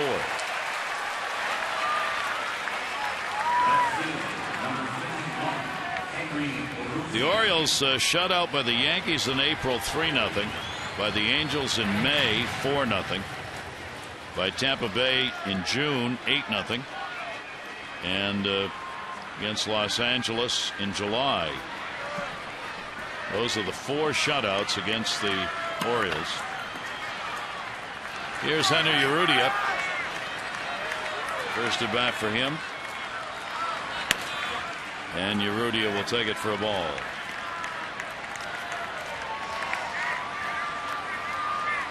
Bud Norris will start tomorrow, the new member of the Orioles in the trade with the Astros, will pitch against his team immediately, one day after being traded. And the pitch taken down low, no, in their first strike. Pretty interesting how his emotions are going to be. I mean, because when you're with a team, and he had been with the Astros throughout his career, I mean, tremendous bonds with, friendships, and obviously develop a common goal or try to go out there and beat the opposing team. And just a day later, now he's got to go against the guys that he had befriended. Urrutia will foul that one away. Urrutia playing in his 9th game. He's had 28 at bats. Collected 1 extra base hit, a triple among the 9 hits he's had so far. 1 ball, 2 strike count. Cisnero gets it in. It's foul back again.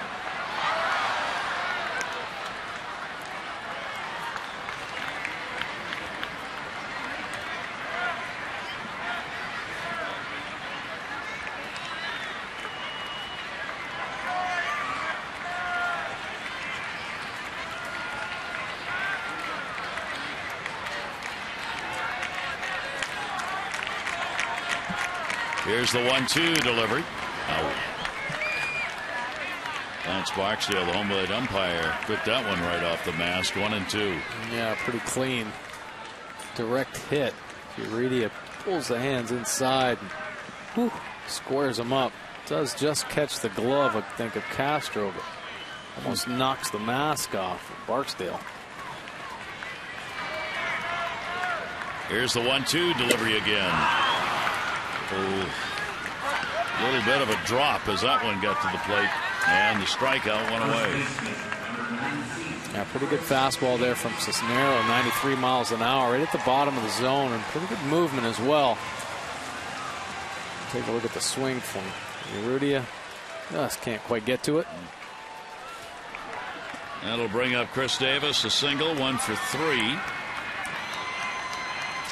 Arizona leading Tampa Bay 6-0 in the 8th inning of their ball game. So Boston, Tampa Bay may swap places again for 1 and 2 in the division. Swung out and missed by Davis on the heater. Chris with that single that came in the 2nd inning. Orioles have had 1 runner to second base in the ball game, and that came in the 8th when they got back-to-back singles with 2 down, but could not get a run home. 0-1 delivery. And pop goes the catcher's mitt. Yeah, pretty good challenge right here. A couple fastballs, mid-90s. It's the best power hitter in the game.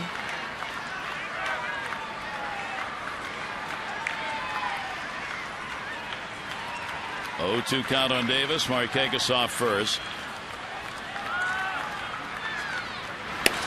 And he'll take the pitch up high.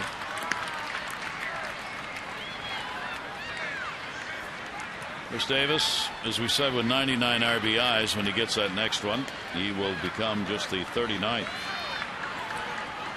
to have a 100 RBI season in Orioles history. Nick Markakis did it last in 2009.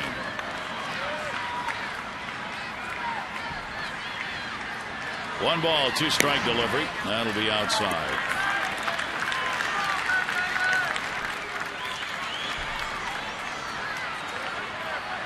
So Bo Porter on the left, at least for one night, can breathe. This ball club up 11-0. He hasn't had many of those. And for Buck Showalter, one of those nights. He just got outplayed, outpitched, out-hit. 2 balls and 2 strikes on Davis. Teagarden waiting on deck. Jammed him. Third base. Dominguez. Long run. He was moved over. He'll make the play. 2 down.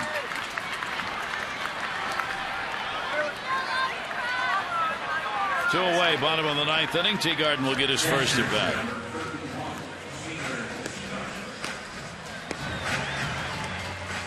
Taylor's in his 17th game. He's only had 41 at bats, a couple of home runs, 5 RBIs.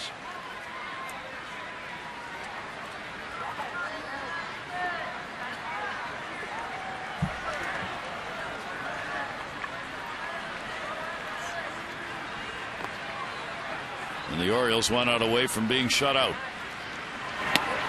Teagarden will take the pitch inside for a ball.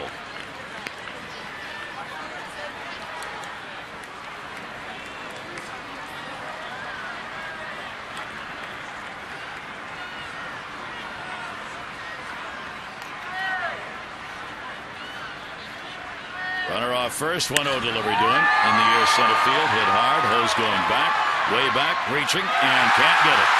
And it will be a ground rule double, so the Orioles still will not get a run. Teagarden comes through with a 2-bagger. Markakis will have to stop at third. 2 on, 2 down.